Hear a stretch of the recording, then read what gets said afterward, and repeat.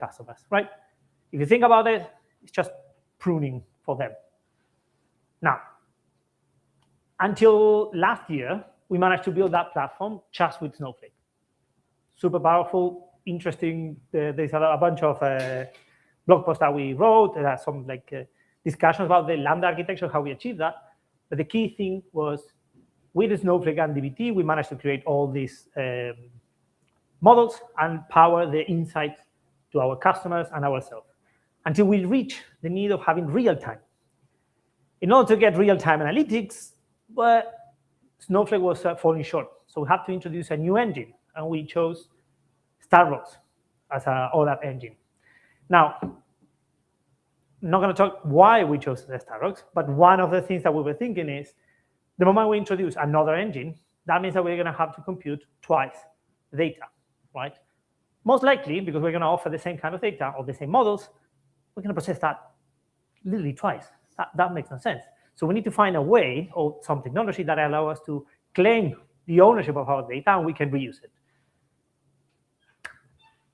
I guess you know what we're talking about, right? This is the Meetup. Come again? About AI, exactly. Apache Iceberg. So with this in mind, we said, let's use from day one of incorporating a new engine, is like, how can we start moving the data into our own data lakehouse? And Iceberg seems to be the technology. Even if it's not ready for real-time capabilities, with some ideas of using payment and all the stuff, Iceberg is the way to go.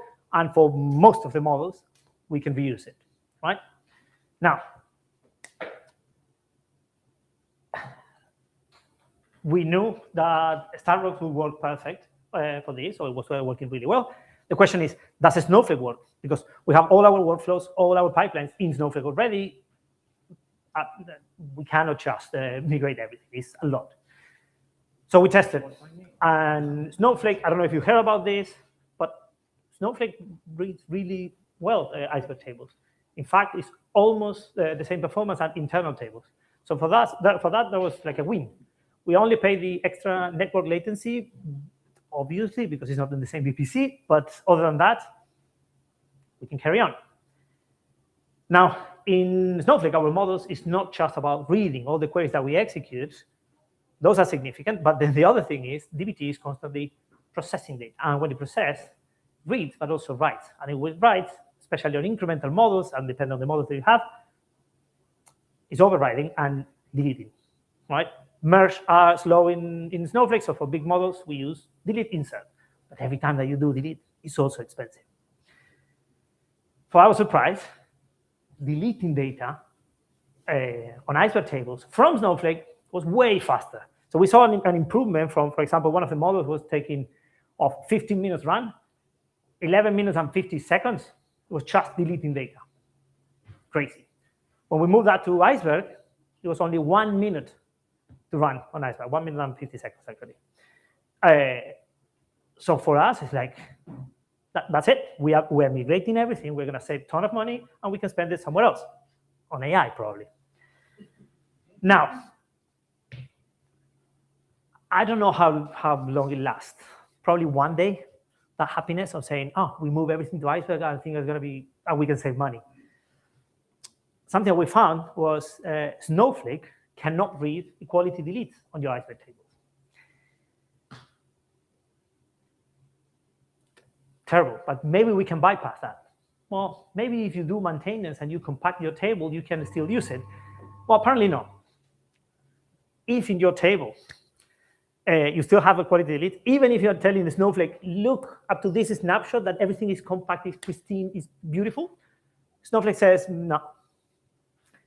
So that was a problem for us, right? Because we introduced Starbucks and we said, oh, from Starbucks, we can manage our own catalog, create our own Iceberg tables. From then, we don't have to introduce more compute. We have either Snowflake or Starbucks. Something is kind of like not missing, but it's not as easy as we expected. So we said, OK, we cannot write from with Starbucks right now because Snowflake is going to struggle reading those Iceberg tables, which we found out like immediately. So we said, fine, most of the data is in Snowflake. We use the Snowflake as a compute. let's carry on. Maybe Snowflake can produce the good tables, and maybe we can control it. We can sacrifice the real-time models or Iceberg tables that have been deleted or written all the time for some benefit of sharing the data, sharing the tables with other engines. So we propose this. It's like we have all the already DBT, everything is Snowflake, and then the analyst, and this is my favorite part, is like not data engineers. The analytics engineers say, guys, you change on your macro on DBT, you put this is Iceberg, magic happens, we can read it from everywhere. So all in, it sounds great. So we start doing it. The good thing is Snowflake allows you to connect to either an internal catalog or an external catalog. In our choice, because we were already having in mind using payment or any other different open table formats, and we really support open source, we said, should we go to a closed one with Snowflake, or should we adopt a Lakekeeper that has more capabilities? And in the end, if we want to adopt payment or whatever, Flux, anything in the future, and it's not ready, we can contribute.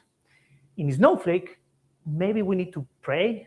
I don't know, because even if we pay them a lot of money, they're not going to prioritize because we don't pay enough money for that, right?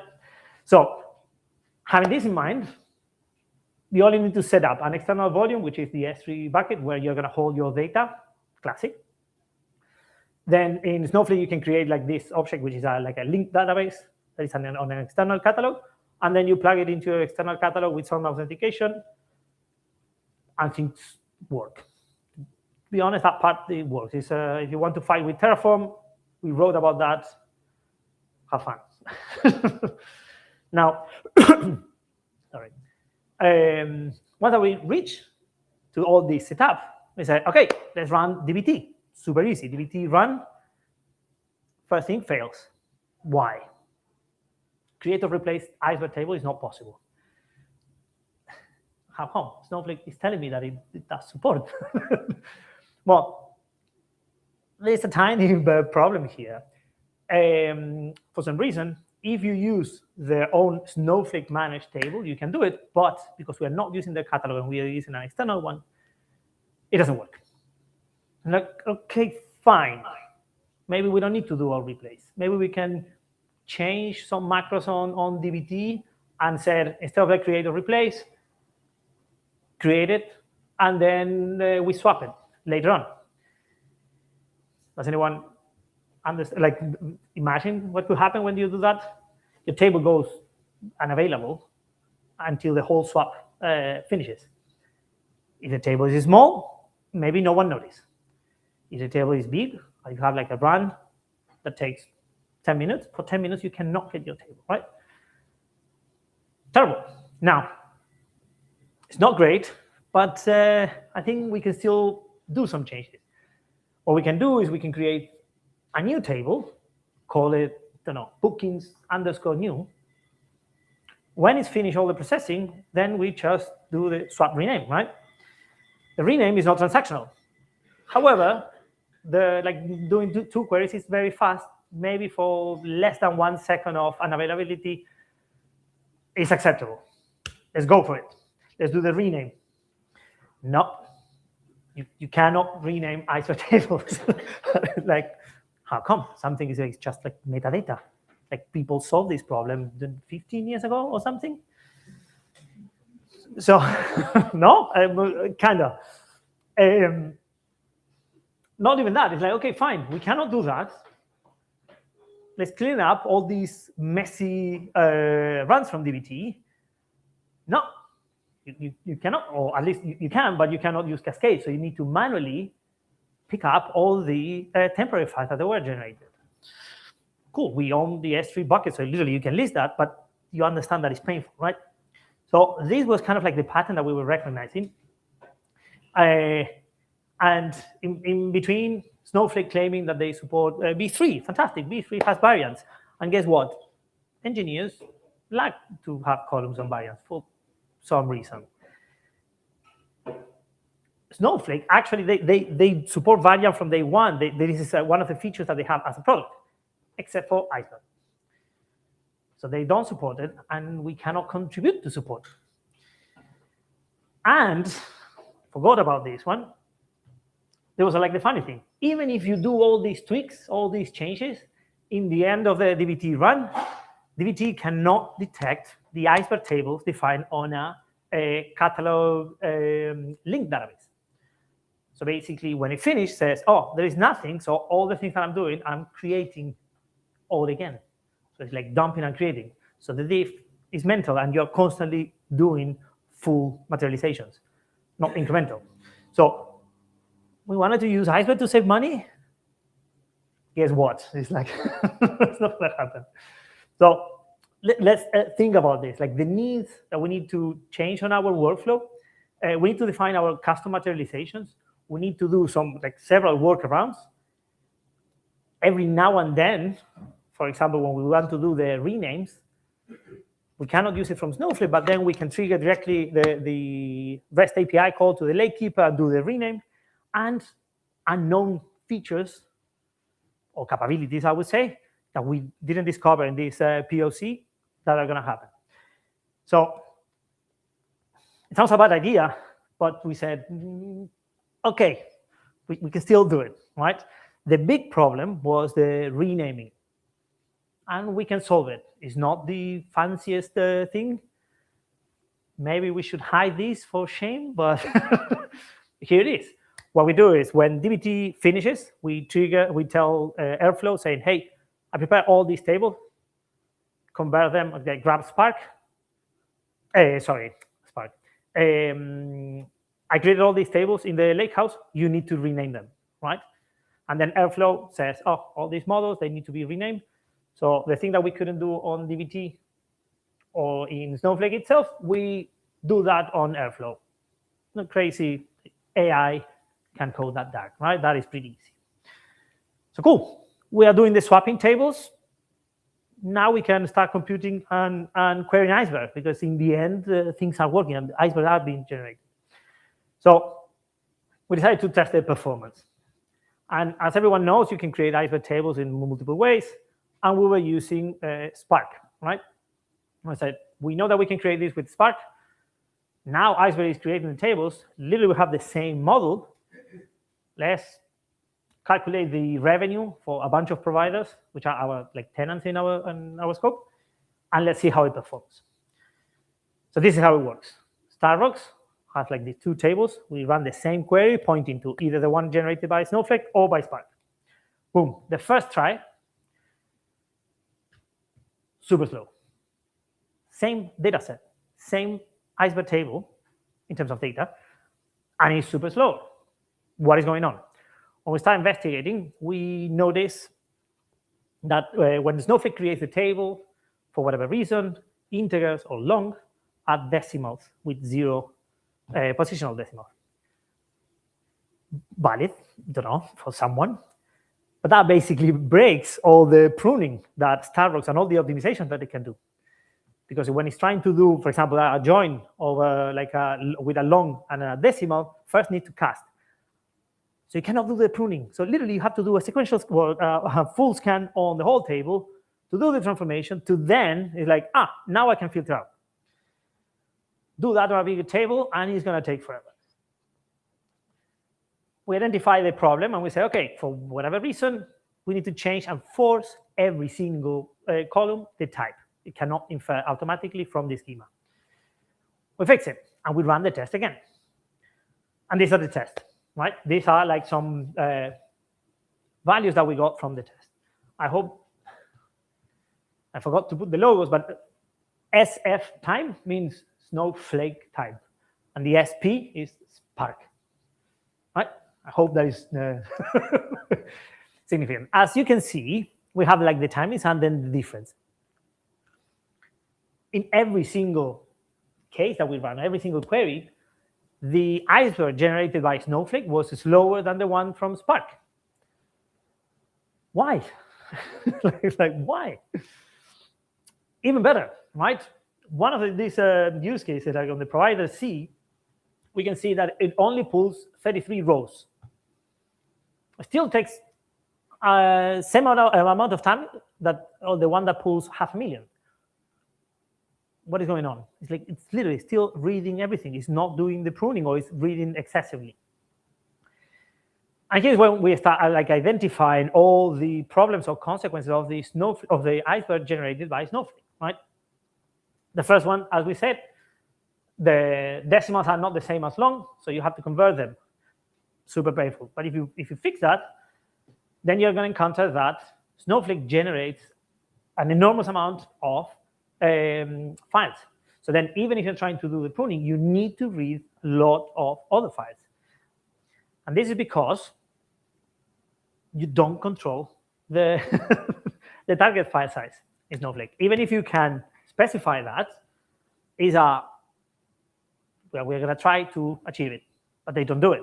So then our Spark files, our Snowflake, our Iceberg generated by Spark, they won't have like files of 120 megabytes, but then the other ones were for 10 kilobytes. Of course, that you're going to spend half of your time reading because you cannot do the pruning, right? You cannot skip the whole file. Other problem that we found out is like you cannot specify the sort order or the distribution node. And for us, that is super significant, especially when you have like tenant-based data. All the data across all the different tables, they're tenant-based. So if you can distribute it by tenant, you have like not free pruning, but yeah, pre-pruning, I don't know how it's called. But we cannot enforce this. There is in Snowflake some way that you can cluster a table. The thing is, it doesn't do it when you write. I mean, it writes it, but it doesn't maintain. So it's like you have to pay the clustering all the time, even if your table is like static, or you're going to write it later on. It's kind of like shady, so it doesn't work for us. And another one that is super significant. Oh, I skipped two. No puffing files. It doesn't produce any puffing files, neither statistics. And this is when we are losing all the optimizations. We introduced Starbucks to having real-time analytics, and for real-time analytics, you also need real-time queries that run in 200 milliseconds, even less. And we achieve that. We have that, but not without statistics. We cannot do it without puffing files, right? And then there's another one that I add like 10 minutes before, because Anton approached to me and said, "Hey, don't forget about this one," and I did, which is Snowflake writes the integers in an encoding that breaks a Spark, right? Now, if you're writing a table that breaks the compatibility with the most well-known and used engine to produce the tables, well, you're missing a lot of interoperability. It's like, what are you looking at? Like, why you're spending the time and why you're trying to optimize yourself and claiming that you use Iceberg, when the moment that Spark tries to read that, it swallows the errors, and then it's like nothing happens. And we spend a lot of time and frustration, right? Now, what happened with our dream? Well, it's not recommended, right? It looks too good. Of course, and I have better talks about Snowflake, how I avoid to pay enterprise. But that was the one in Confluent. We spoke with Snowflake. It's not that I'm just throwing trash on them and saying, oh, they don't know how to do it. No, we spoke with them and they said, yeah, we know. Okay, maybe write it down in documentation. Do not super hide it. Or do less claims. Like, no, but if you use our own internal catalog, and you keep all the data in our premises, most of the things work pretty well. It's like, okay, how can a consumer outside? Why? Don't know, right? Now, is it all doom? No, I believe that Snowflake, they're not stupid people. There's a lot of smart people there. They're like a huge business. They are going to fix this. It's just a matter of time. Understandable, right? Priorities of product. AI, you need to do something with AI, right? The thing is, they chose artificial intelligence rated at Apache Iceberg. Fine, everyone does mistakes. In the meantime, until they fix it, don't know if we're going to go back into that. It's convenient for us because we have less things running, less things maintaining. But in the meantime, we cannot wait until Snowflake decides to prioritize the actual AI, right? So we changed our architecture a bit. And what we add is when dbt finishes, we basically trigger Spark jobs saying, by the way, this table is ready to be in Iceberg format, so then Starbucks can reuse it, and Starbucks today, but any other engine, even Snowflake itself. So this is what we did. And this is working, even if it's a bit more complicated, and we need to go through Airflow just for convenience and observability, and also so we can delegate that to analytics engineers and be away as data engineers and fight with Snowflake, maybe, I don't know. This is what we're actually running today. And it's been working, I don't know, for 6 months, and it's working pretty well. Sure. Questions? Yeah. So you're still using Snowflake, but you're using it as read-only, and you're writing PS Spark? No. We still use Snowflake. Yes, we use heavily because for internal analytics, the whole analytics and like commercial marketing and the rest of the department of the company use Snowflake.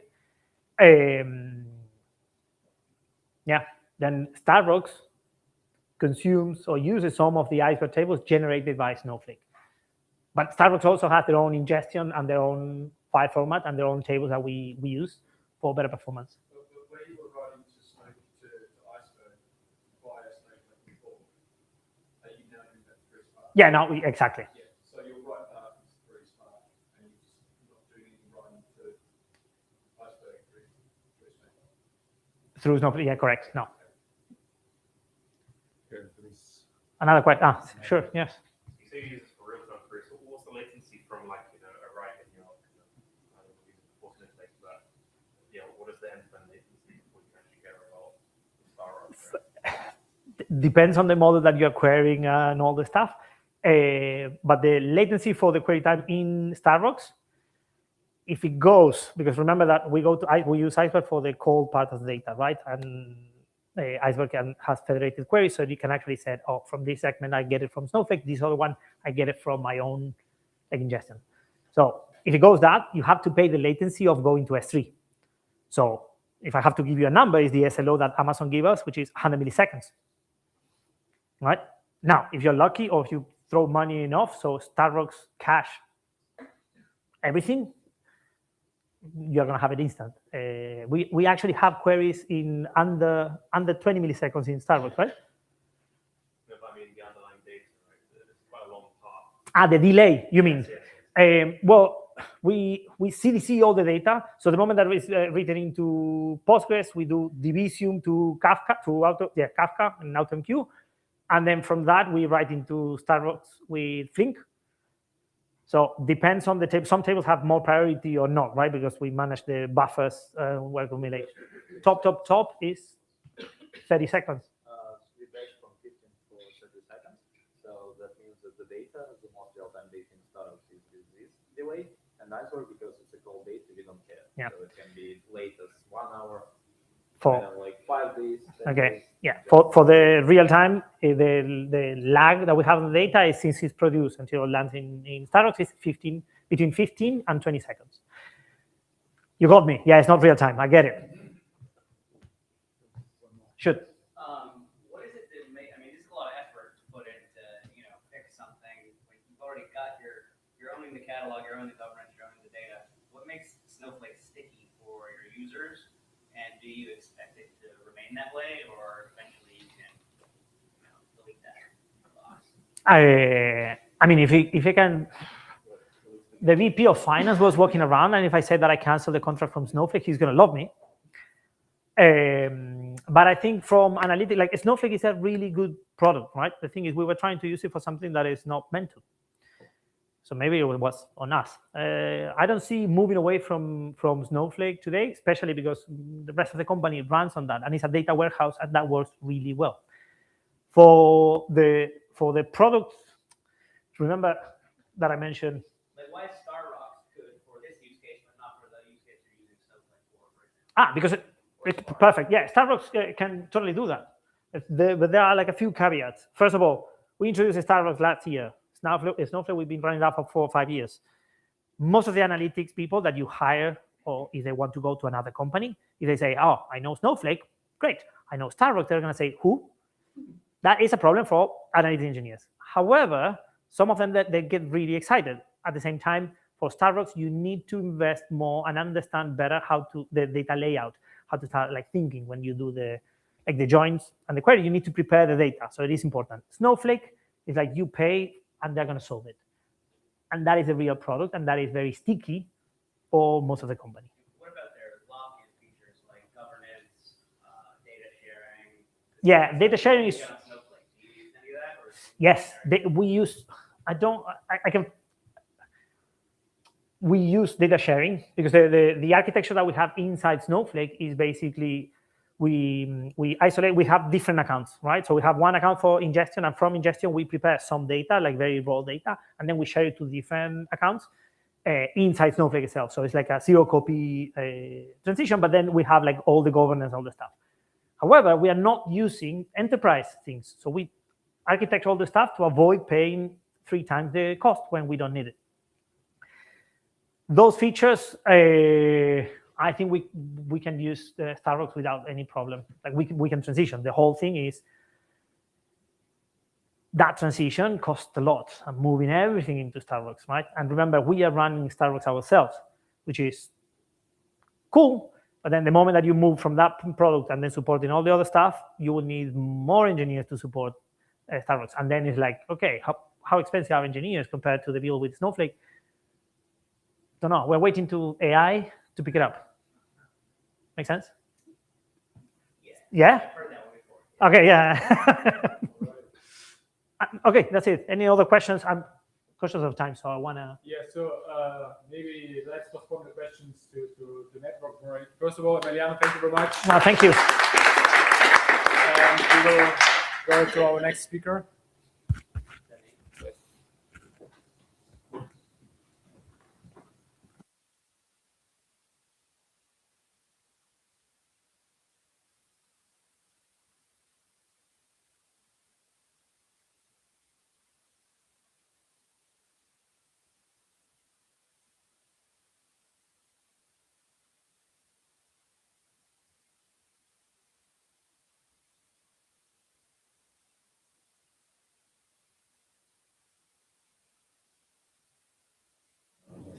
Put that wherever's comfortable.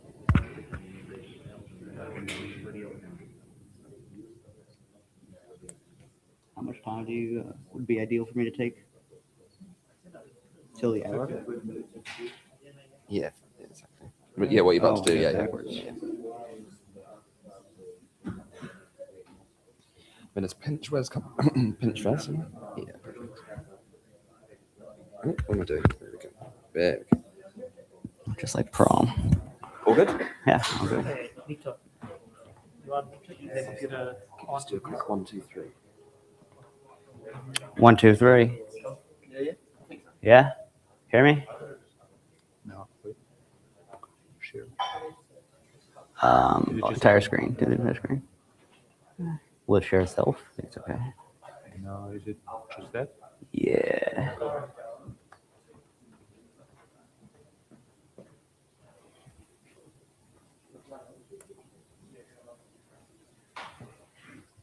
Okay, we good? Everyone hear me in the back? So I didn't even know this was happening till like 9 p.m. last night. And I didn't sleep much anyway, but this is good because there's not too many slides. And a year ago I did this and it took like 30 minutes. So we're just gonna show some slides, show the demo, boom, and we're done. Then we network. If you don't know who EDB is, it's the kind of company that starts with a slide like this when we talk to customers. But it's quite an interesting confluence of people because on one hand, our customers are all these very buttoned up, people in suits that you try to sell to. But on the other hand, Postgres is at our core. If you look at the yearly commits to Postgres, EDB is usually leading there. I think we have, so there's 7 on the main committers board, and I think 2 of them work at EDB. But there's a lot. I mean, if you go back in the Postgres commit log from 2002, you see the same people that you see in Slack at EDB, which makes it an interesting place to work at because about 800 people at the company, a lot of sales, a lot of non-engineering, but you get very uniquely passionate and developers with very, very deep expertise. I came there from, I mean, it's like my first corporate job from a startup that I had co-founded called SplitGraph, where we were building this data delivery network, we called it. It was sort of like a lot like Iceberg before Iceberg was a thing, before Lakehouse was really a model, but we never got product market fit. And so when we joined EDB 2 years ago, it was at the same time that EDB, who's been around for like 20 years and primarily had only been a transactional company, just raised a bunch of private equity capital and was looking to expand into analytics and AI workloads. Obviously, that's strategic from the company perspective to get more workloads, but it's very interesting from a technology perspective and the usual just use Postgres attitude that Postgres fans like to take. And so it seemed like an interesting challenge to make that work. So most of our customers are on-prem, first of all. Most of them are transactional.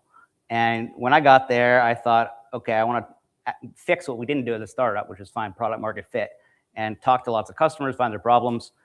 And I talked to a lot of customers, but they're all transactional customers, not really useful. But nonetheless, we took the tech that we had been building at SplitGraph, which was based on Apache Data Fusion and query Delta tables at the time. So this was 2023. And we packaged into this thing called EDB Postgres Analytics Accelerator, PGAA. Postgres is very extensible. So you can do what's called a table access method and basically delegate query execution, more or less, to the extension. And I'll cover this in detail in a bit, but the point is that's what makes it so that you can read Iceberg or Delta tables or Parquet files with Postgres, and it looks like they're Postgres tables. PGD is our flagship transactional engine, multi-master, powers things like actually the UK power grid. I don't know what part of it, but the electricity's been on ever since we sold to them. So I think it's all good, but critical infrastructure type transactional workloads, right? And it uses RAF consensus protocol. You've got failover, all this sort of complicated stuff. It's ultimately built on logical replication. So that came from a second quadrant acquisition. It's called BDR, for bidirectional replication. And when you use the PGAA extension with Postgres distributed, which is also technically an extension on all the nodes talking to each other, we use that replication protocol, and we also inherit all the failover stuff. So you got data groups, and there's a leader in each one. And if the leader switches over, then the replication switches over, and that's now the primary. And what PGAA does is it hooks into that, but rather than doing the normal PGD thing of writing to the local database when the primary sends it some changes it made, it writes to indirectly to Iceberg tables. So basically, you get replication from Postgres to Iceberg this way. Now, that was all very cool, right? But then there's a go-to-market problem, which is Postgres distributed has, a decent number of customers, but it's like on the order of 100. That's not nearly the number of Postgres users in the world. And we may make this work with just regular Postgres logical replication at some point, but even then, you're trying to sell this analytical use case to transactional customers, and you're talking about, you're telling sellers to go sell analytics, new workload, but they're talking to DBAs running Postgres clusters, and it's kind of difficult sales pitch to land.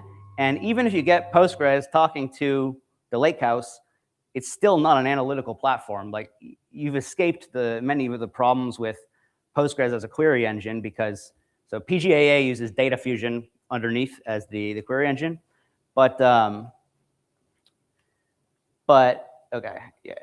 You escape those problems, but it's still like there's things like workload management that Postgres doesn't have. It's meant for applications, operational databases, and predictable queries that developers wrote ahead of time.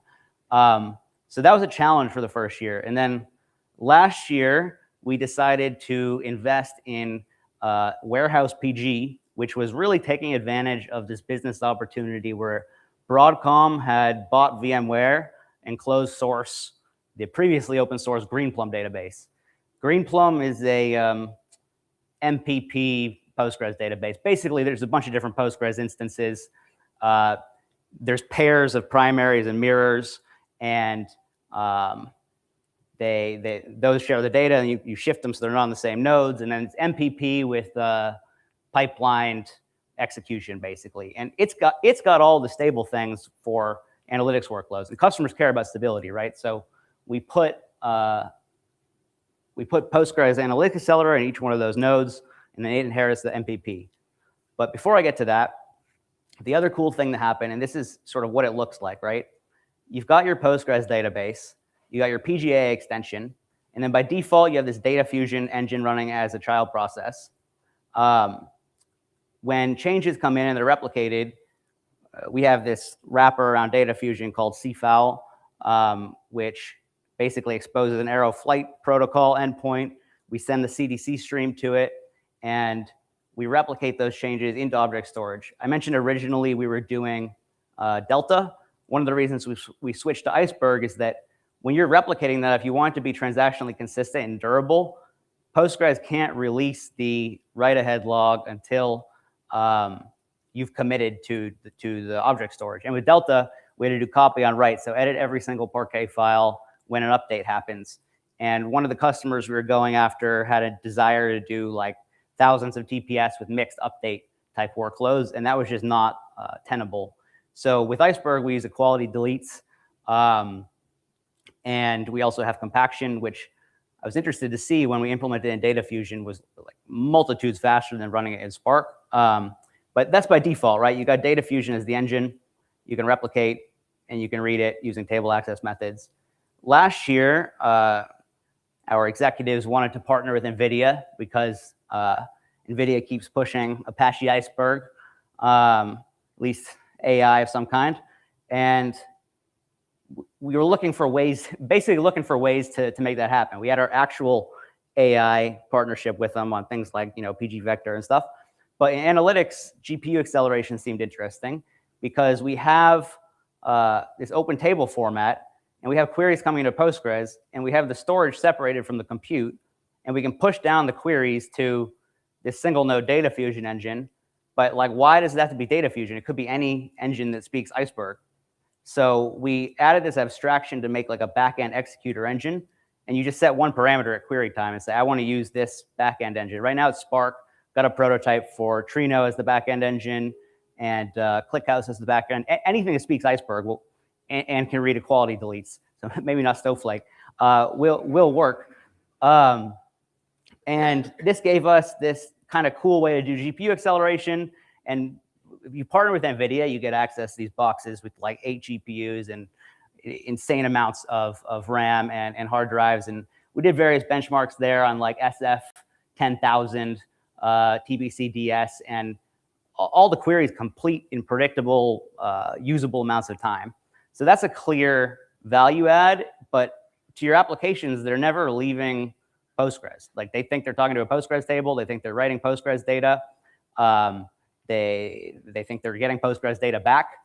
I will say that, so, I mean, obviously Spark's not from NVIDIA, but they have a Spark Rapids plugin, which is not shown on this slide. But basically, each executor's got a plugin, takes the Spark query, different nodes can be GPU accelerated, and it accelerates those. That thing, well, we had to drag them to the latest Iceberg version to make it work with any of this. It was like a year and a half out of date. The Iceberg library they were using, none of it worked at first, but now it works. So if you have Spark with Spark Rapids, you can use that, and that's thanks to us bugging them about it for many months. But yeah, that part is the back end, right? So basically, you get this idea of you got your application talking Postgres. Postgres is now just sort of a dumb front end. But on the note of this previous talk where you were talking about, if you don't know the type, you got to fall back and effectively do a sequential scan. Very similar thing here. Like we have 100% Postgres compatibility, but if there's a type or a UDF on the Postgres query that data fusion or whatever backend engine doesn't know about, then you can't push that down.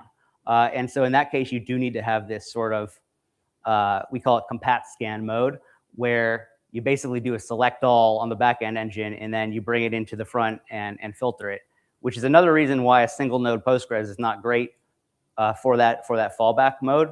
We have some ideas there, like compiling UDFs into some WASM functions and putting those into the data fusion engine.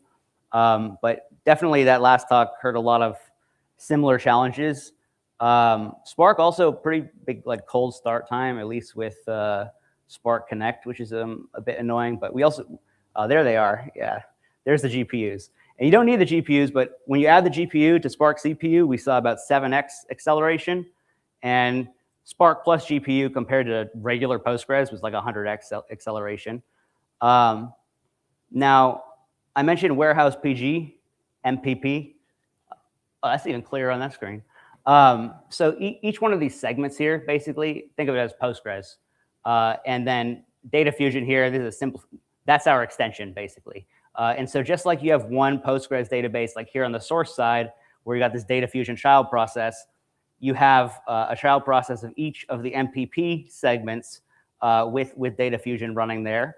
And what's nice about that is that when you do this, you're kind of giving MPP to Postgres in the sense that Postgres in the front end and then Spark is MPP. But there's one Postgres entry point, and again, that fallback mode is going to be an issue. But this way, Postgres, or Warehouse PG, which is based on Postgres, is the entry point, and it starts with the MPP, and then each node has PGAA. And the trick that we pulled here is that normally in Warehouse PG, formerly Greenplum, each one of these segments has its own local data, and it can only see that data at query time.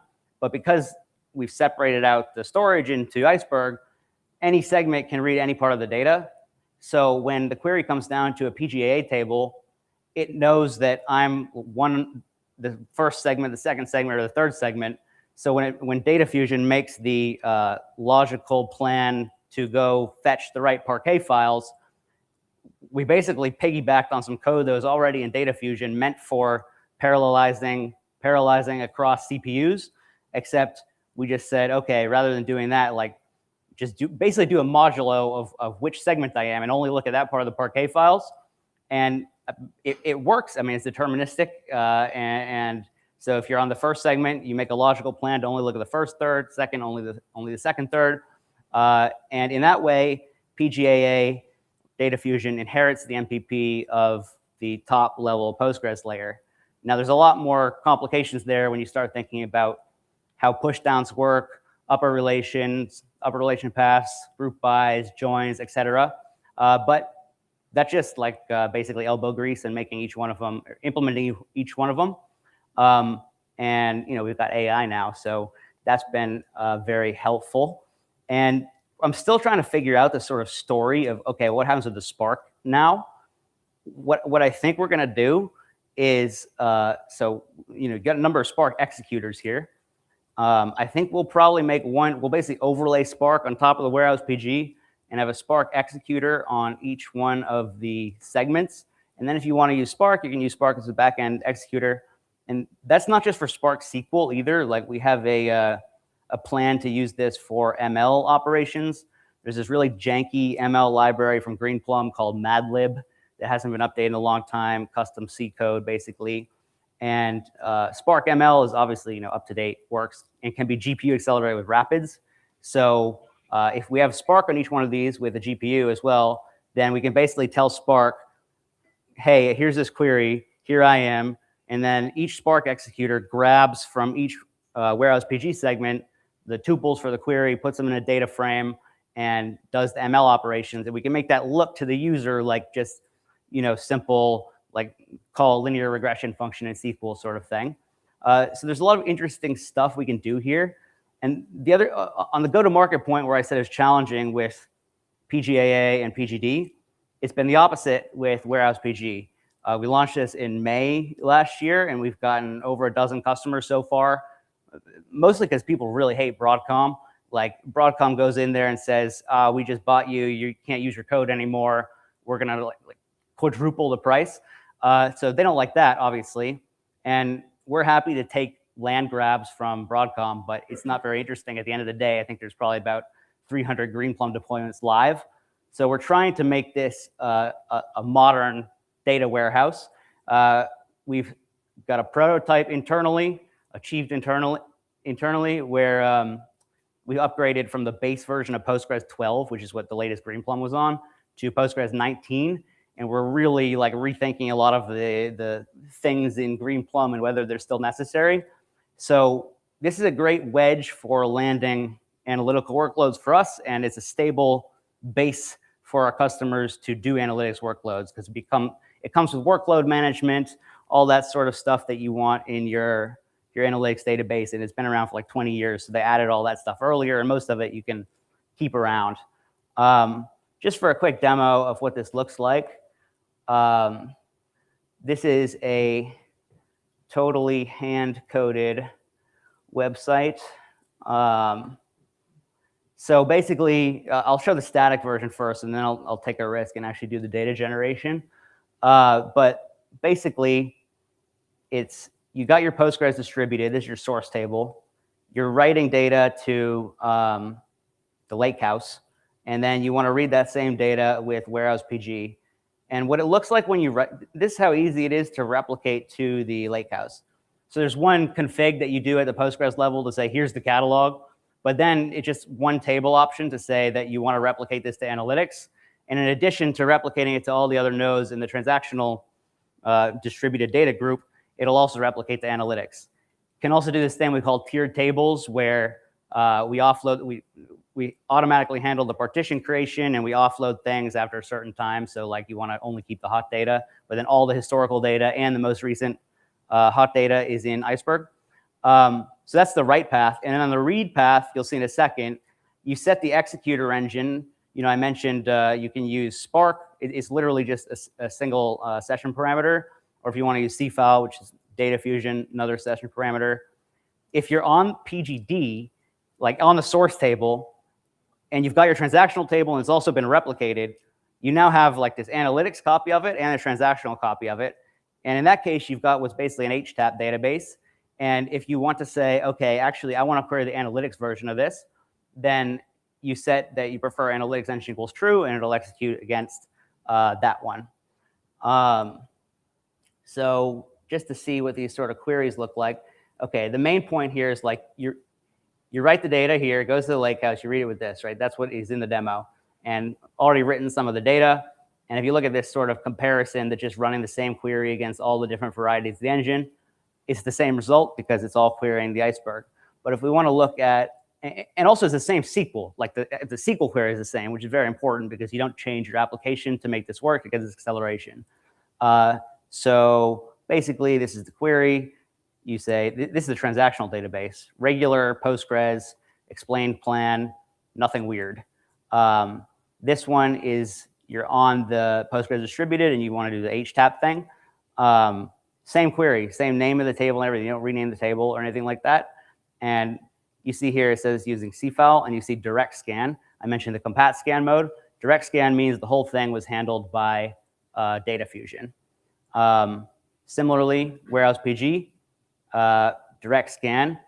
This part's interesting because that means it's actually not using the MPP. It means that the coordinator got it and just sent the query right down to data fusion. So we were used to like saying that's bad when it's in compat scan, but we have this other flag now in Warehouse PG where you say, actually, I want that, because you want to not send it from the coordinator down to the coordinator's data fusion, but first send it down to all the nodes and let them try to do the direct scan. And then each one of them has a compat scan, has a much more complicated plan.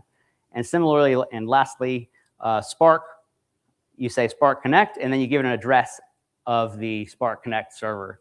Don't need to configure this at all. The only requirement is that it's got version of the Iceberg library, I think 1.9 running in there. This is all on my laptop here in containers, just open source Spark. Actually, all of this is open source except the PGA extension is proprietary. I might convince people to change that, but you know, point is the storage format is open, which is a very nice combination with open source. Let me show one more thing here. If you just want to see this was kind of when I had my mind blown with AI coding, because I said, look at the Lakekeeper documentation and the REST API and make a UI to show everything. And it did this in one prompt. So you see here, data files 5. This is the calls table. You can see that it's got different snapshots. And maybe it's lying. Oh, here it is. Yeah. And so there's the 5 data files. Also got deletion files, right? So we do merge on read. And obviously, when these numbers go up, the queries get lower. So you got data files, got your deletion files, but we can do compaction with PGAA. It's like PGA.compact table, basically. And you see here, this one that failed, that was back when I had like 800 data files and hadn't compacted it yet. But which one? Oh, did I do it on the customers? Yeah, basically, now it's 1, right? And that's it. That's the demo, which luckily I have prepared because we're doing internal enablement right now. We also got some interesting stuff launching on June 25th that I'm not really can't talk about yet, but will be interesting. Yeah.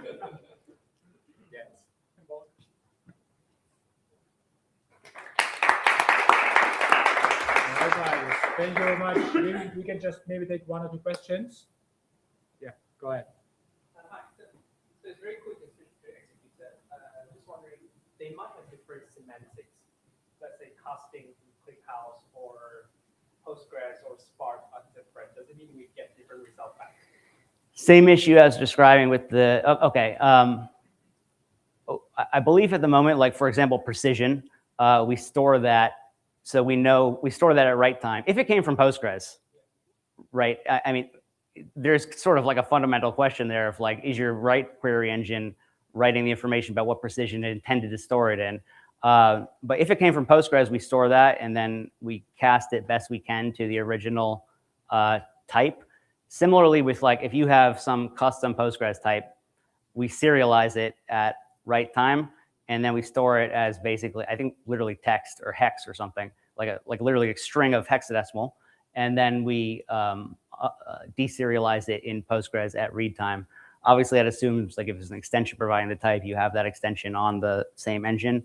I mean, yeah, that's definitely one of the interesting parts of having an open standard and all these different query engines that speak it, but it's up to them what they do with the data, how they write the data, which parts of the spec that they implement, and you end up with a bit of lowest common denominator.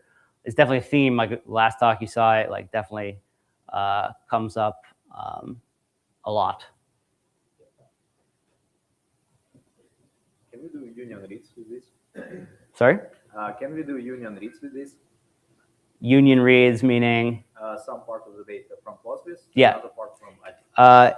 Yes. And so when we first made, so basically if you want to join a Postgres table with an Iceberg table and stay all in Postgres, right?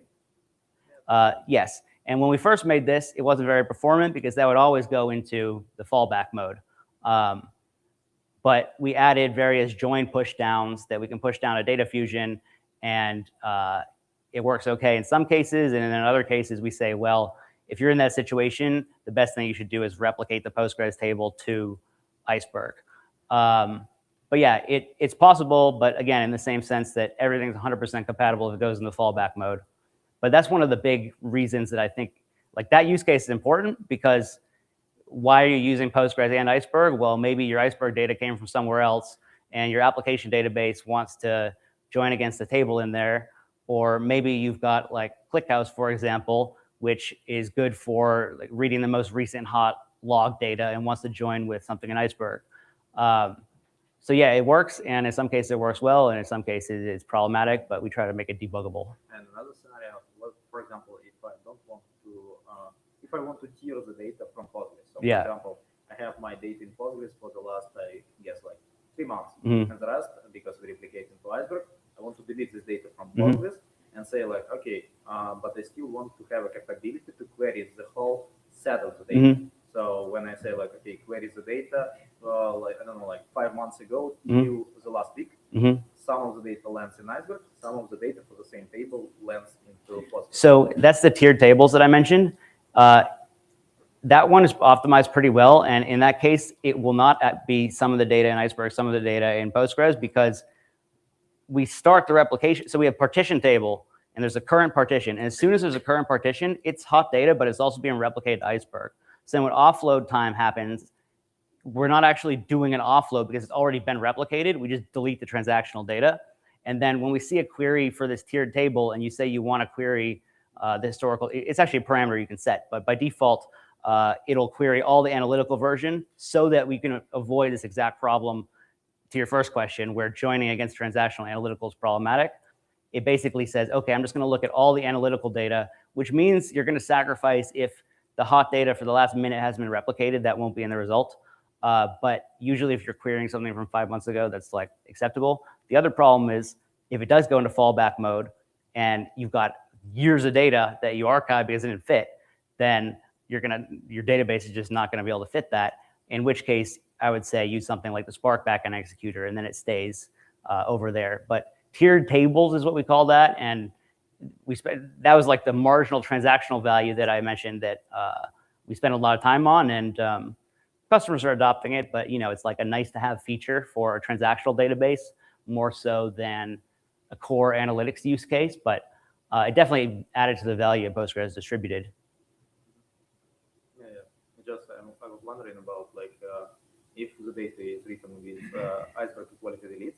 So sometimes when you hear the data, this data can you need to propagate to Iceberg equality deletes, and then merging of the stuff can become very messy. Yeah, so you saw when I clicked that compact button, that was calling a PGAA function.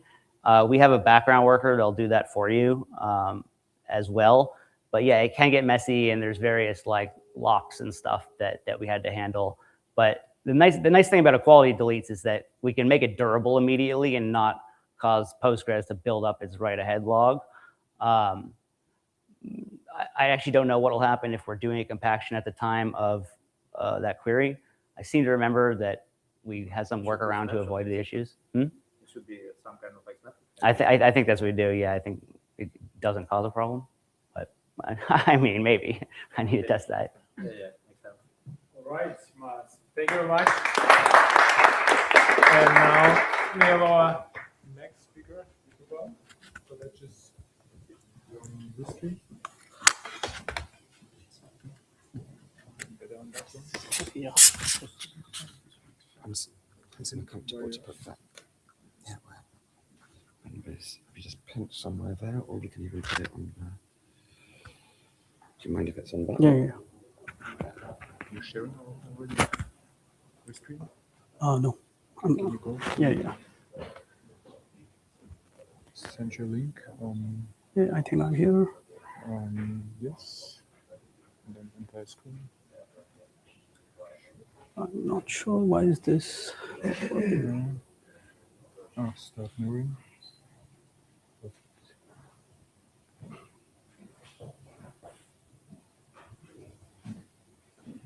Maybe pull it up again. Choose content. Oh, it's pretty slow. Entire screen. I think it should start working.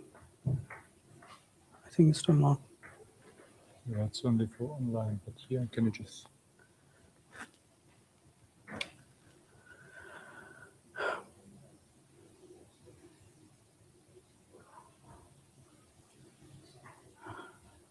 You're not trying the... Usually it works. Yeah. You need...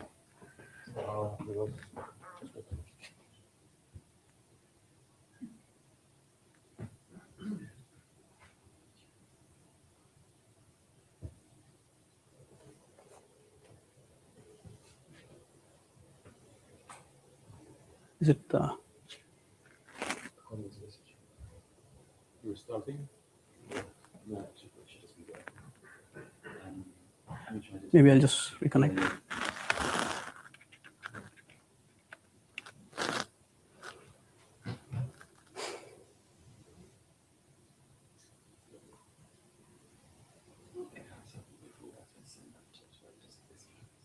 Do you want to try with yours?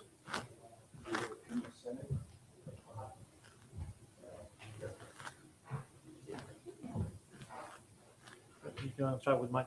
Oh no, it's a screen. Right? Not your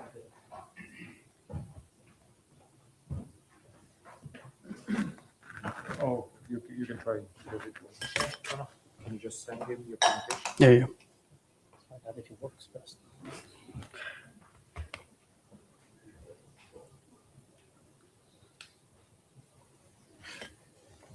I think the screen is off because this is showing us connected.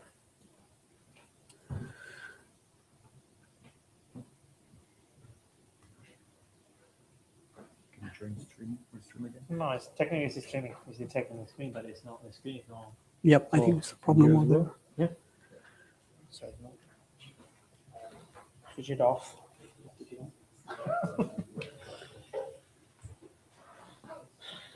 I think probably people will have to join online. That's the best. Or staring at your screen. You probably tried to do a presentation without slides. I think it stopped when he was presenting, so It's definitely the computer is not the problem. yeah.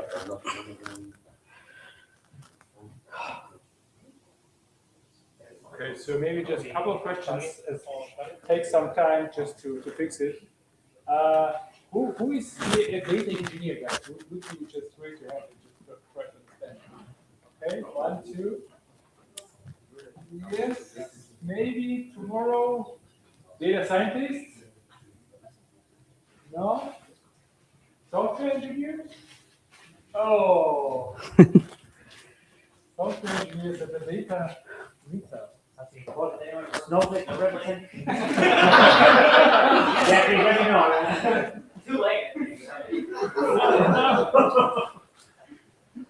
All right. And I understand a couple of you do use Iceberg in your daily job. Is that correct? Who is using that in production? Not sure. Interesting. And quite interesting for me to understand if you will say on a scale from 0 to 10, where 0 is like, okay, I can write Iceberg. And then I'm like the Brian Group. Who knows Brian Group? Everyone knows? Okay, so on that scale, so can you raise your hand if you're both 7? No? Both 5? Yes. 5? 3? Who is on 0? Oh, so everyone is between 0 and 3. Okay, got it. Which is nice. So we can talk a lot of stuff about Iceberg, right? So interesting. The question is where Iceberg was invented.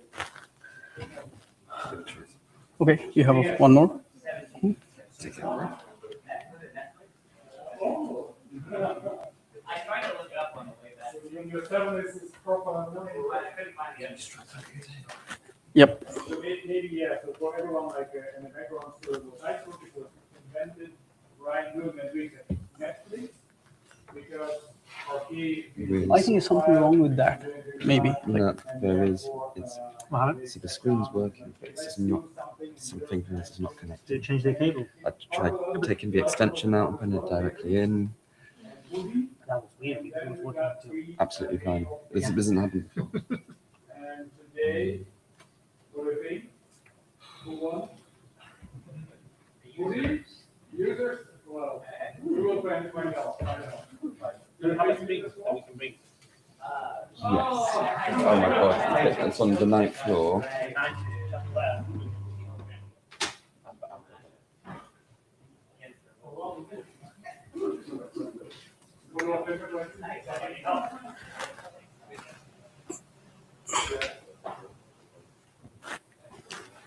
So, no, not working. So what I would propose, guys, let's use the next like 10, 15 minutes for a break. Just grab a beer, grab something to bring, have conversations. You probably have more questions. And we will try to fix the screen. And if not, Shubham is going to dance and sing. We will open up the karaoke bar. Yeah, I think it's something wrong with the the connection. Okay. I think this is working, but I think it's not able to broadcast. Oh, okay.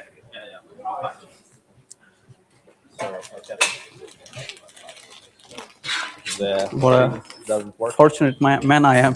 Did you invite anyone from Snowflake to that? I feel like we should have. Well, it's open. I think like you kind of like had Snowflake organizing some of the meetups, yeah? The last one was at Snowflake offices, or not the last one. The last one was at Dreamy offices, but the one before it was Yeah, I think like They have an office here, I haven't been. like large office. I think if they saw the Fresha presentation, they would not invite Fresha to the next. It's quite possible for everyone. I It's open-hearted. yeah, I saw even like presentation Snowflake and Databricks in one room, so it's It's like whatever tool you use, you probably could make maybe not exactly the same presentation, but you find your gaps. Maybe. well, like Snowflake is not a bad tool. They do have some kind of a great job on something, but it was not a free will to go to Iceberg. It's what Miles just said, right? So now they're inside of Iceberg, and it was quite interesting fight between Snowflake and Databricks at the time when they tried to acquire Tableau. Heard about Tableau? Tabular. It's, Yeah, the original company behind that. yeah, so it's Ryan Blue who started a startup, and that company was sold.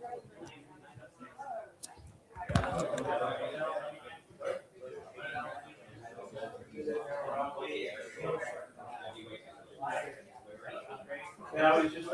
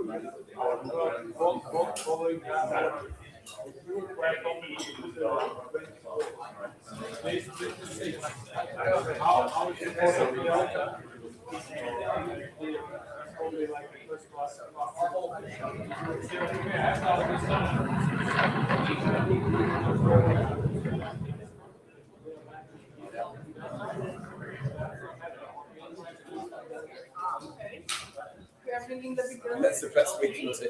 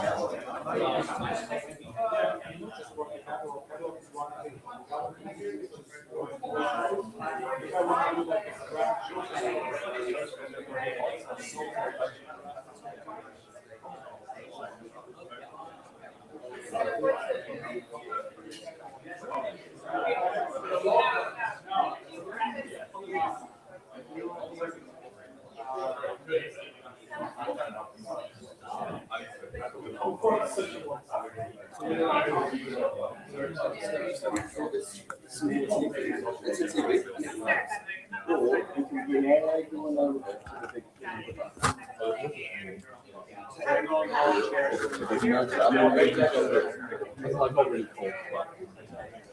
have recording. Okay, let's do this.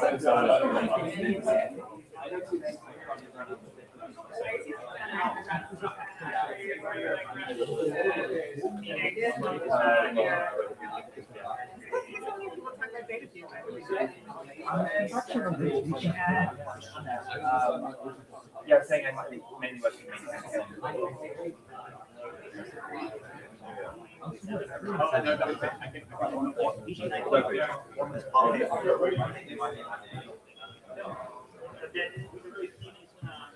Even if you do the best, I thought if you have a quantity, you cannot use that. And this is the thing that we need to make sure. No,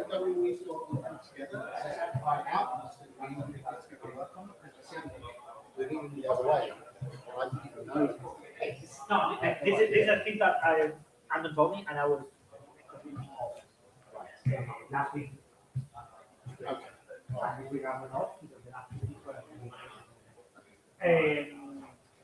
But yeah, like I'm gonna either drop a message to Andrew and figure out because he has all these technicality needs. I will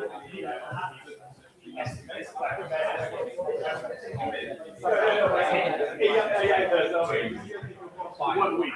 I say go, and 10 minutes later.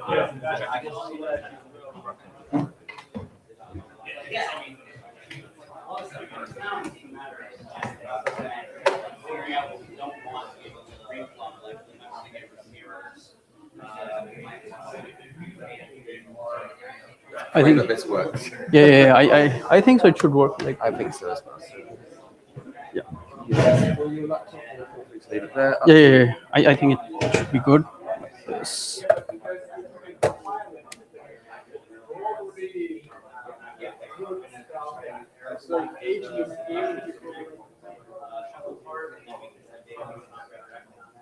Oh, sorry. I think it's.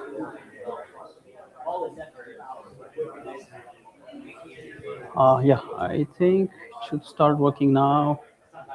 Ah, awesome. So sorry about this, man. No worries. It happens. Yeah. Okay. Thing. Don't mind, I'm just gonna. Yeah. That's okay.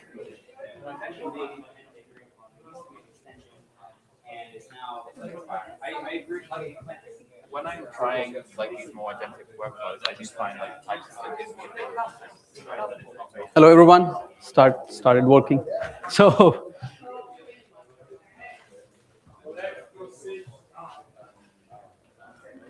Stream, you sharing Yeah. on the stream. Have you joined the stream? Yes, I joined. I think. Let me just share it again. I think.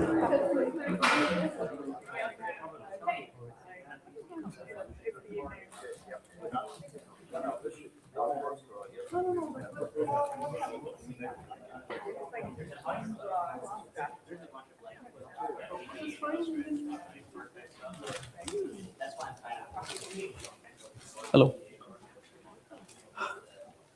Carry on. I'm gonna try to. Yeah. Hey everybody, I'm Shubham. I'm one of the co-founders at a company called Oleg. So, I mean, like, just a quick introduction about me. I've been a data engineer for the last 11 years. This is my second time in London. 2 weeks back, we had one more meetup 2 months back, and yeah, after that meetup, like I stopped being fond of the windy weather.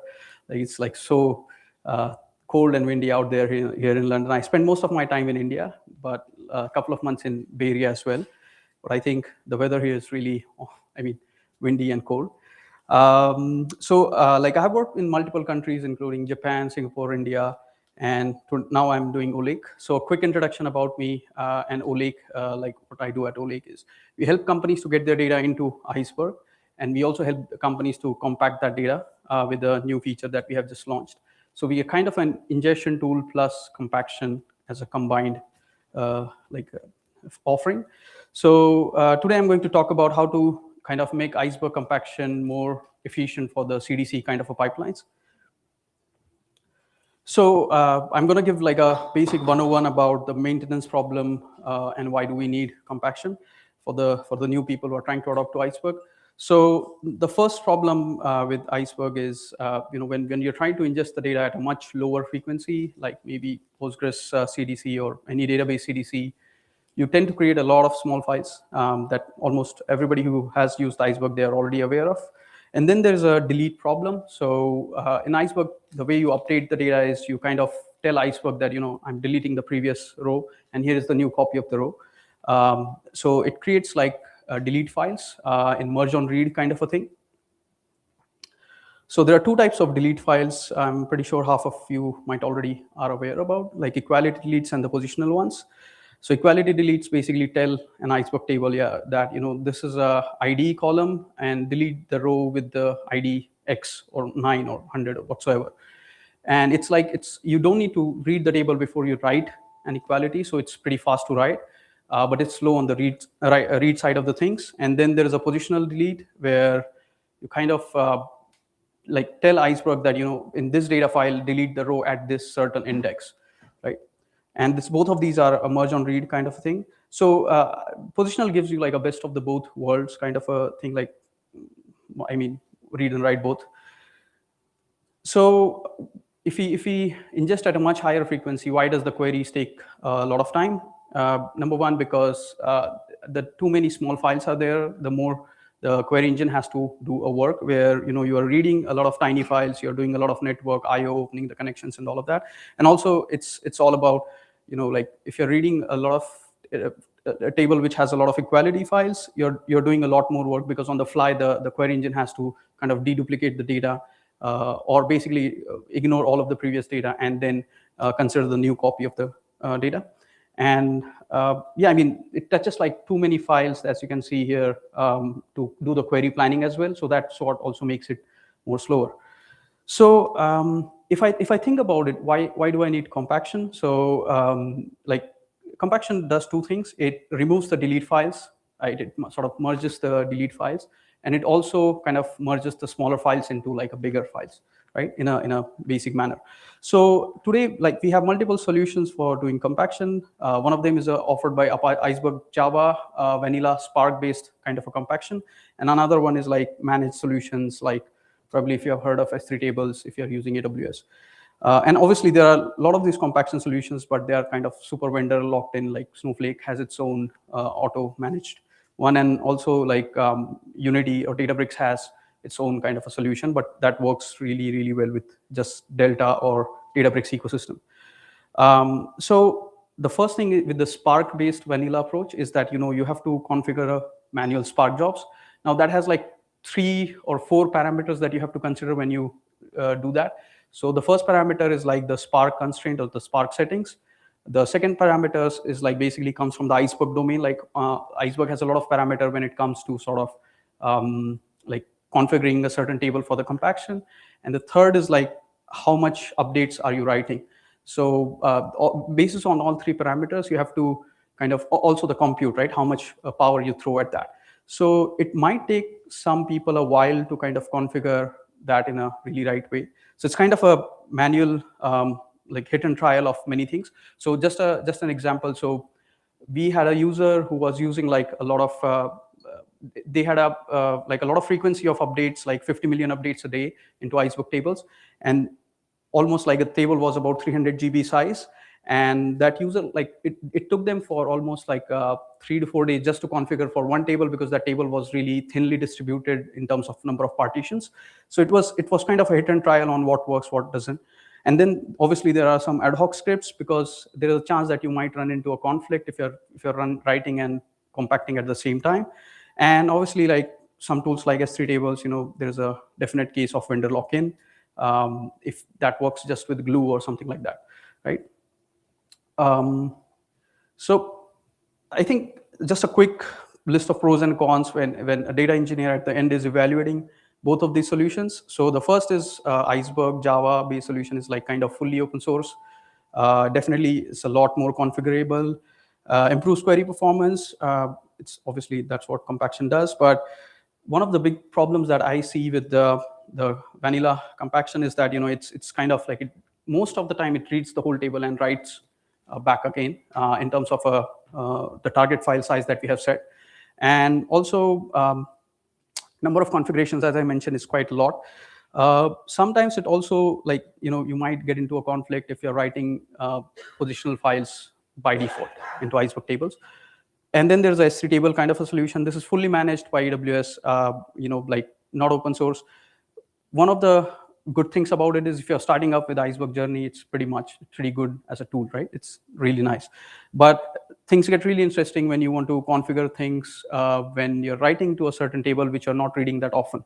And you don't want to spend on S3 table because it continuously compacts the things. So you can't configure like a frequency of compaction in S3 table. It's a fully black box kind of a thing. If things work, it will tell you it's running. If things fails, it will tell you like an internal error or something like that, and just works like that, right? Like two or 3 weeks back, we are kind of writing a blog with this thing, and we were doing a lot of experiments with S3 table, and we wrote a lot of updates using equality deletes, and it kind of just failed with internal error, and we had no idea what's going on. So we reached out to the AWS team, and they told us like they have escalated, and they came back with 3 or 4 days later saying that it's some internal parameter issue because of which the value was too low, and that's why they had to increase it for our account, and then after that it got success. But it's like, it just feels like a really, as a data engineer, I feel really kind of stuck with this kind of approach. So, and obviously cost is there if you go with S3 tables. So if I have to think about like a solution or maybe more optimized solution for a CDC kind of a workload, what could it be? So with that, all of this in the cons in mind and also keeping the pros in mind, we have created something called Oleg Fusion. So Oleg Fusion is a open source compaction framework that basically works with all the catalogs. So it's open source. It gives you a really decent UI with all the metrics and health scores. It doesn't most of the time read your whole table to write it again. And also, it's kind of it supports every catalog out there. So one of the highlights of this product is we have broken down the main compaction into like a 3-tiered process. So the first one is light, medium, and then full. I'll talk about this in the next slides. But one of the other things is that we have like kind of made it as less configurations as possible and also easy to use. So this is how a basic, it's a dumb architecture diagram, but I think we can get a gist of it. So what Oleg Fusion does is it basically runs a kind of a cron job and figure out what are the statistics of each of the table that we have asked it to compact.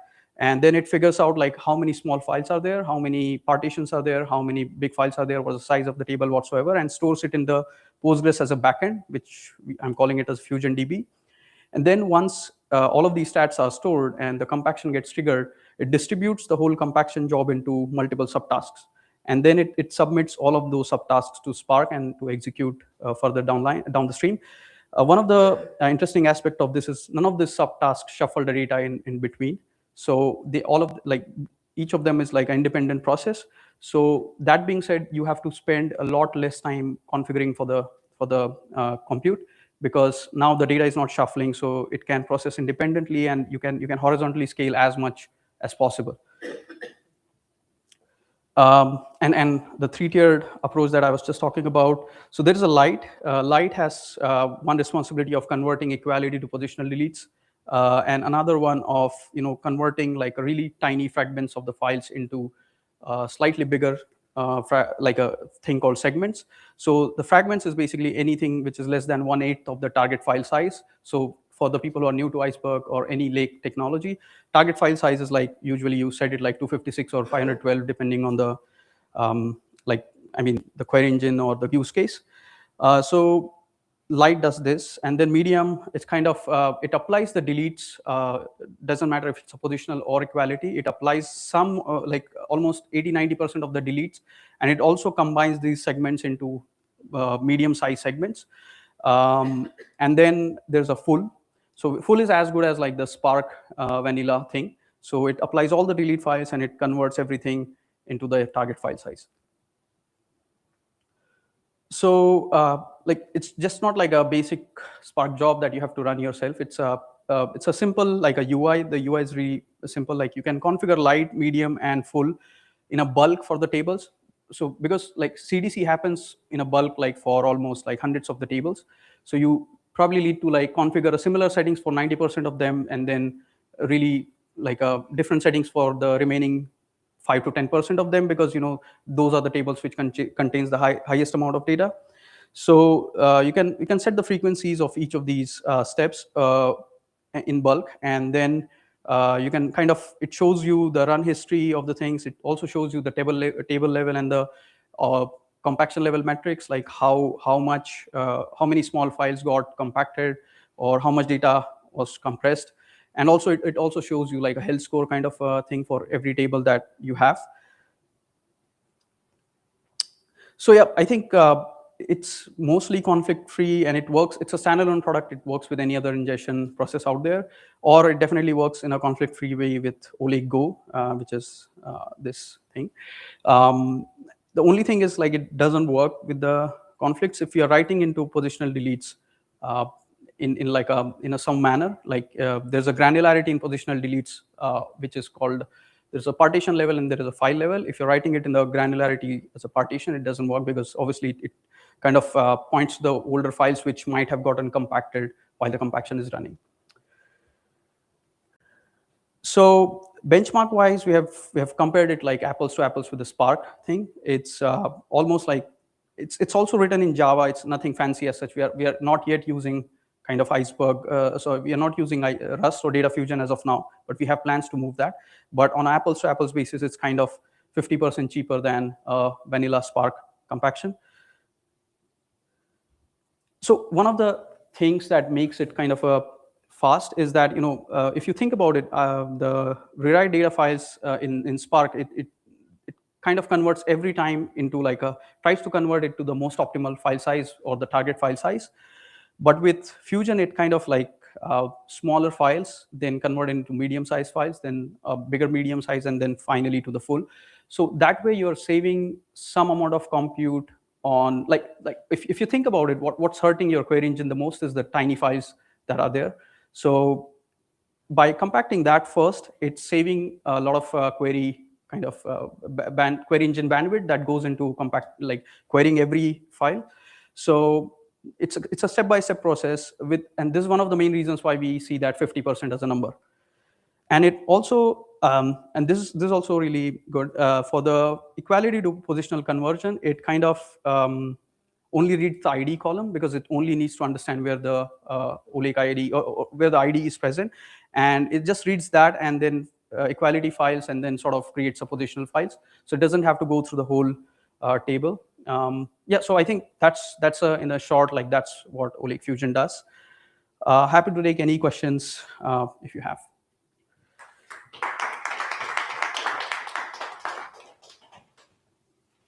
Any questions? Hey, Maya.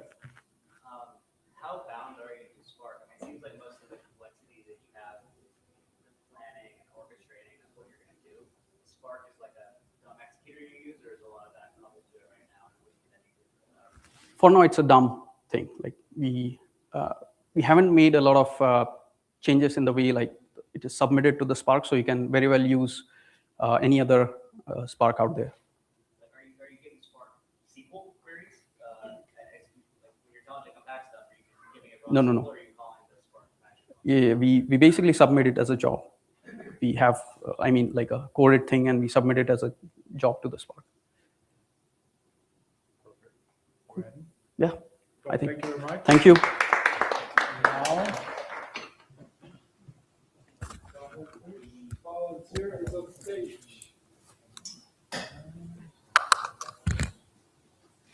Two speakers. Should we share?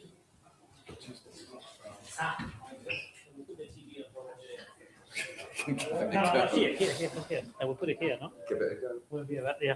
Sure. I mean, I'm saying just let's try. I mean, it's gonna fit, so as long as someone, because otherwise people are going to I'm less I will need help. As long as we can get this up here.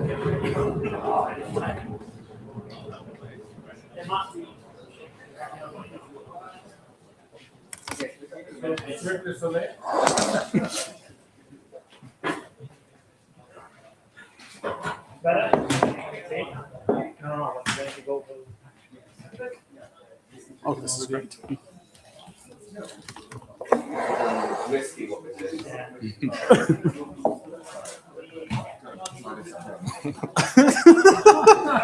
There you go. Oh my goodness. Okay, we can move it here. Did you close like Slack and stuff? Yeah, yes, but I I'm haven't just going to get closed. you another microphone so you've got Oh yes, thank you. Oh, thank you. Great. Yeah, I closed. Oh, yeah, this is just. Oh, but I need to. Do we need it? I don't think we need it. Ask Victor. I'll ask Victor. When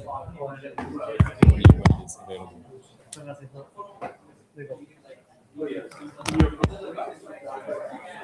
This is fine. Oh, I will also close all of my terminals. Do I need to log into this thing? Yeah, just go there. Hello, hello. We'll turn off the VPN. So, yes. Disconnect. Clip that wherever's comfortable. I mean, like it can be in your pocket or it can be there or wherever. It's this bit that's going to be clipped near you. Yeah. You can roll, but then you Do will. you mind if it's like on here? Just wherever, yeah. But then switch it off. Oh, I see. And off, off. And then you can just try. Okay. And then share your screen. Testing. Okay. Like, is it just entire? I'll just do this one, I guess. Yeah. And then go on a presentation mode. That one. Okay. And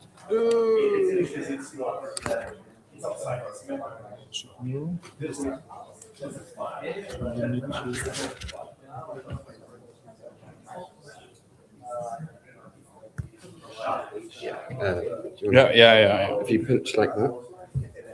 Like that? There we go. Yeah. Perfect. In fact, Cool. if you don't mind us Yeah. to do that, and then I'll put it on. Yeah.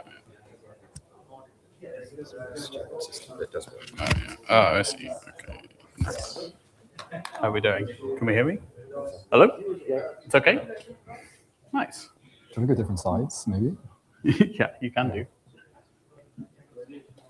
Except I don't know if. Oh, this is not.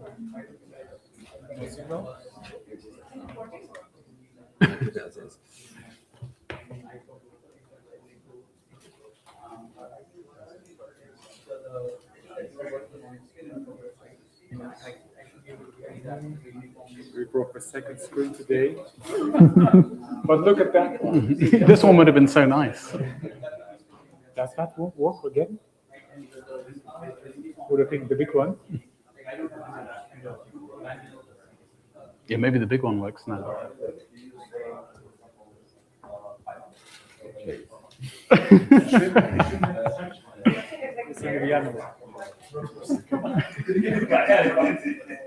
Okay, if everyone can look at my small laptop. Which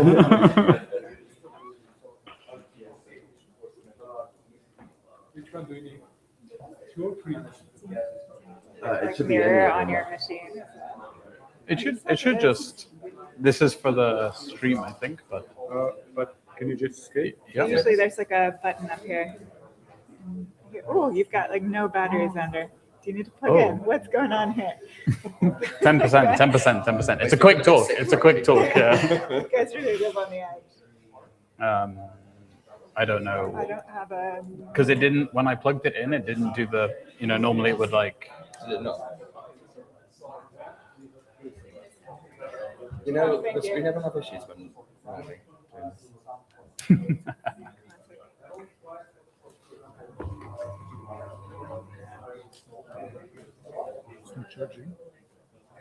Yeah, it's on. We're good. But this is. What about wanting to be like displays on your settings? Yeah, I can have a look here. Blah, blah, blah. Where does it normally go? Displays? Built in, so it's not recognizing. No, it's not. It's not No, working. there's no idea.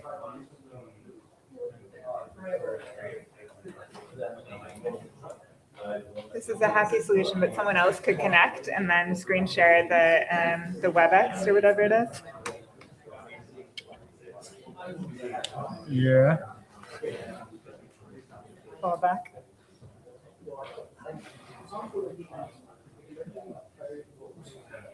It's just, it doesn't, I guess it just doesn't know it's here at all. And this is the Yeah, is it because I can't share two things at once? It really should be. It should be fine, right? It should be absolutely fine. But what if you stop? If I and stop, then- Try and stop. Okay, if I stop this first. sharing. What is this?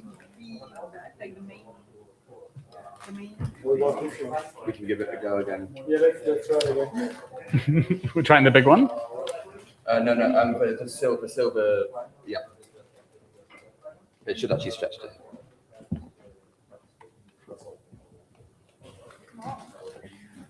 Oh. Yes. Oh.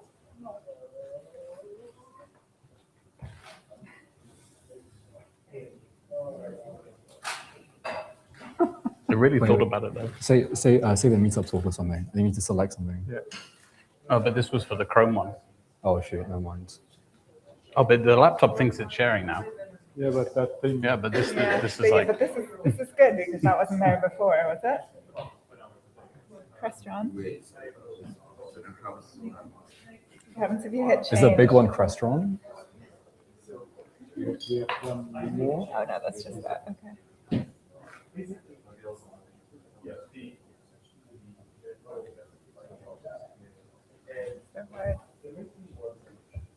So hard. I'm retired, nothing helpful. Good luck. You're probably gonna sing and dance. Yeah. I think he should have HDMI. Oh yeah, it has HDMI. If that helps. Just I think You want to try that? Yeah, try HDMI. We might have an optimization at some point.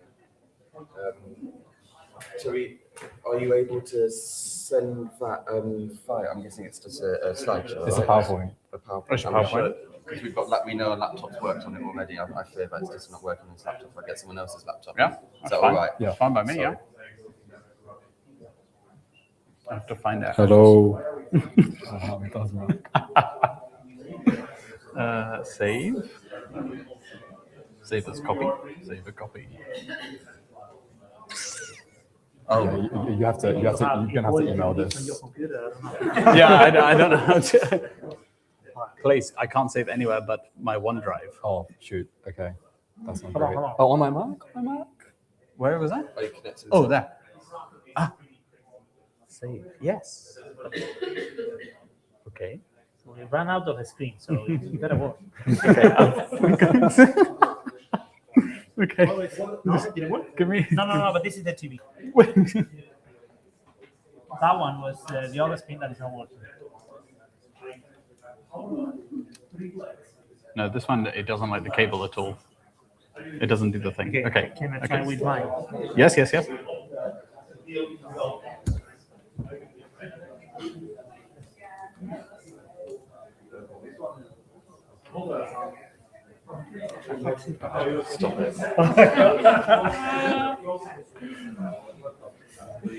Maybe he's afraid of heights. That's it. Yeah, bring it back down again. Dude, how is it possible? I don't get it. It feels like should be one of the things that we've cracked. It's like this technology. Nah, we should have got it's this a one, classic, right? yeah. Join me. We have something. That's I good. think this is Okay. That's good. Oh wait, try me again. No, do it. Trust. Oh, dude, you fucked up. a decision was made. So I think I worked out how to do it. We've got this. Let's go. Yes. Wait. Yes. Wait, something's Yes. happening. No. Or send it. Come on, one more time. Yes. BBC One. HDMI 1, 2.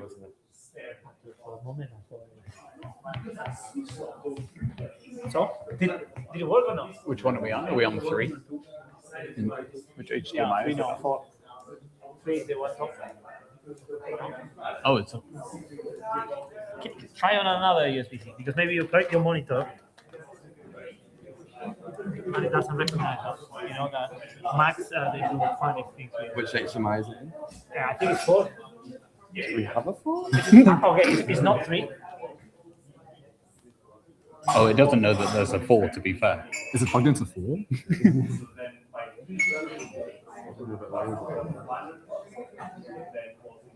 Maybe just like leave it on 3 for a bit. Yeah, That's fine. I don't mind to give you my. Yeah, could we just send it to you or Yeah. something? Yeah, Wait, thank you. No. I think it's. Also, we have some broadcast, right? That we could. I don't mind.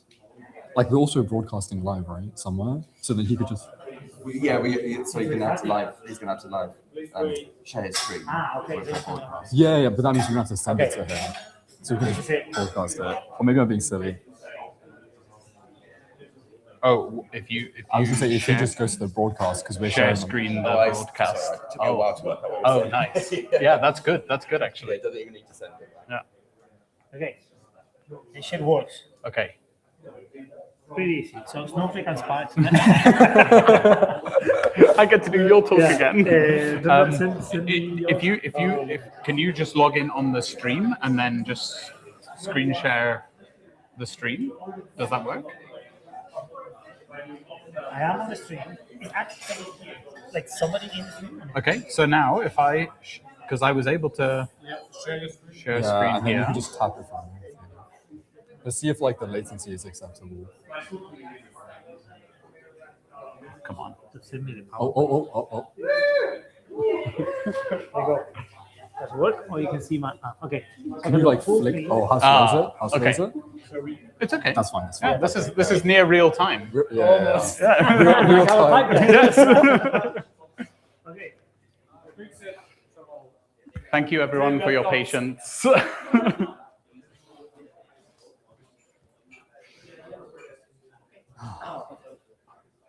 if I can remove. Okay, that's fine. It's the best we're gonna get. Otherwise, there's a challenge for the fifth. I feel really bad for anyone who's watching this on the stream. This must have been really boring. Okay, hello everyone. Penultimate talk for this evening. We will keep it as quick as we can, given we spent a very long time trying to get an HDMI to work. So I'm Xander. I'm a group lead at Palantir, responsible for the data plane. The data plane consists of both our Iceberg catalog, our job orchestration, and the compute that we use in order to transform data on the platform. With me is Shrish. Shrish can introduce himself. I'm also a software engineer at Palantir. I work on the Iceberg team. So it's like within the data plane group that Xander was talking about. So I want to start just by giving a bit of history and some direction as to why we're here giving a talk today. So the background of some of the stuff that we've worked on at Palantir is grounded in a catalog that we built ourselves, something that we call Foundry Catalog. Foundry Catalog, for its time, was built about 15 years ago now, and was pretty cutting edge in many ways. We had data branching as a primitive from the beginning. We had transactional storage on top of Parquet files, and row-level permissioning, something that Shrish is going to talk about later. At the time, it was the case that all compute on the platform was done using Spark. Spark was very cutting edge at the time. We were reasonably early adopters of the technology, and it worked very well.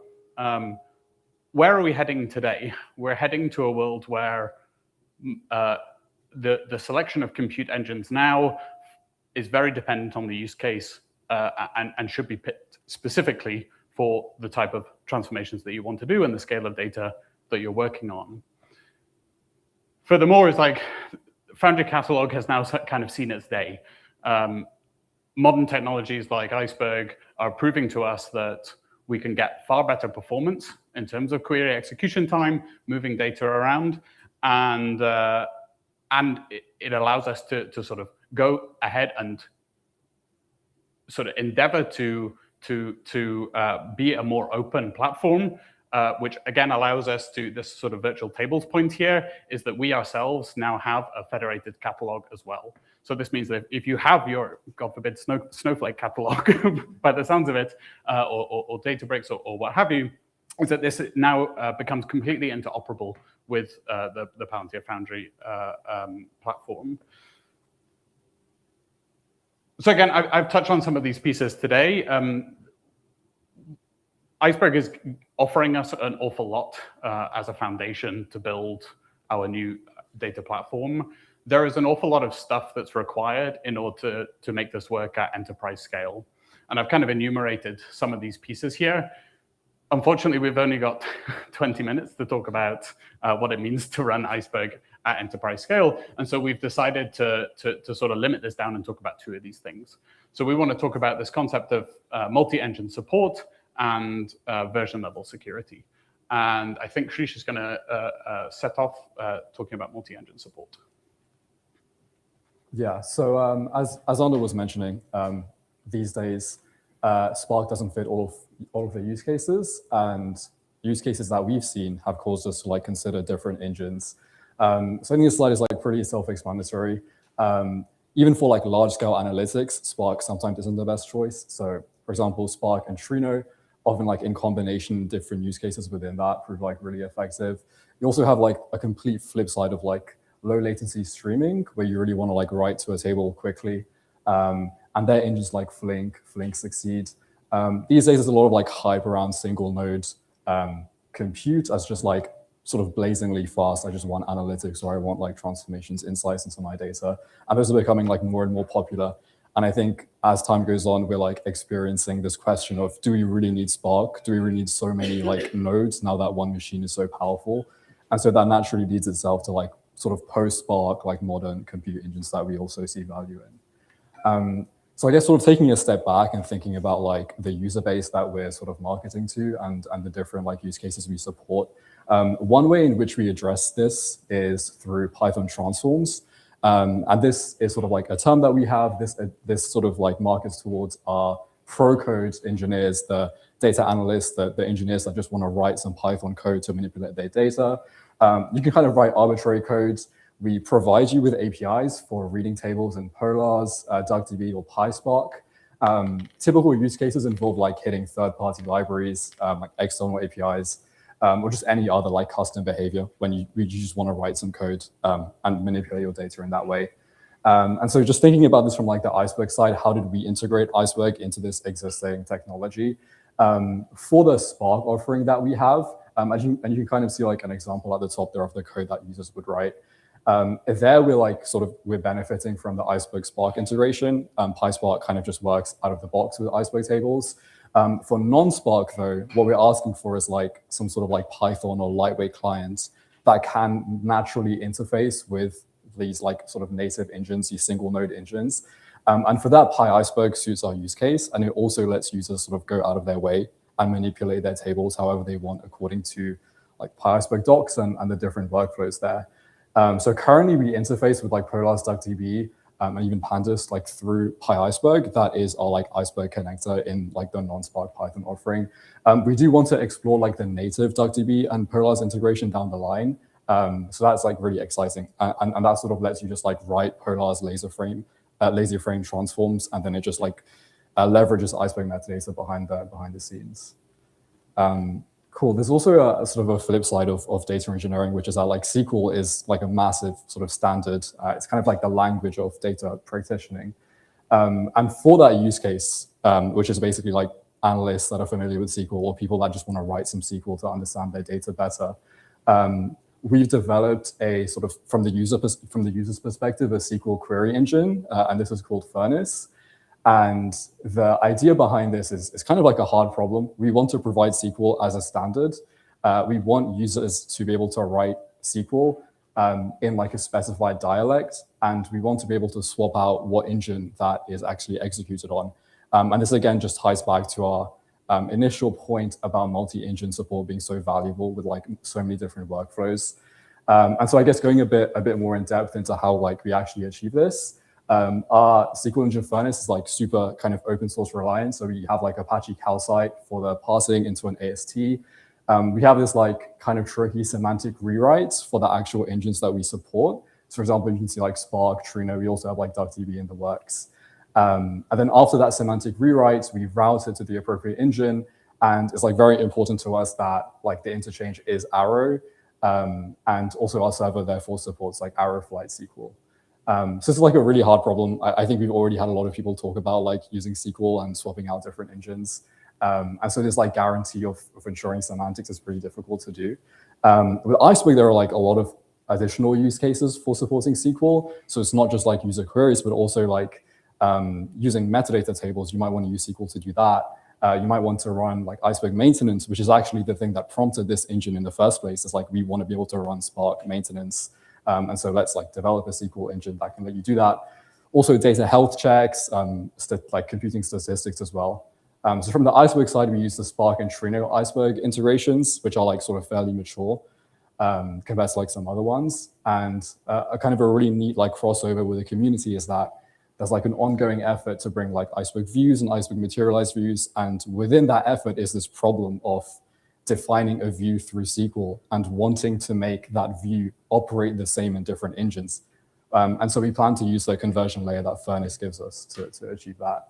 And so, yeah, I think we've talked about like the code base, the code approaches to analytics. We also experience like a lot of users that want low code ways to sort of manipulate their data. And I think Xander's gonna zoom in on that a bit now. So this is actually where I started my time at Palantir, was working on a product called Pipeline Builder. So this is a sort of no-code pipelining tool that allows me in a sort of WYSIWYG-like way define my data transformations.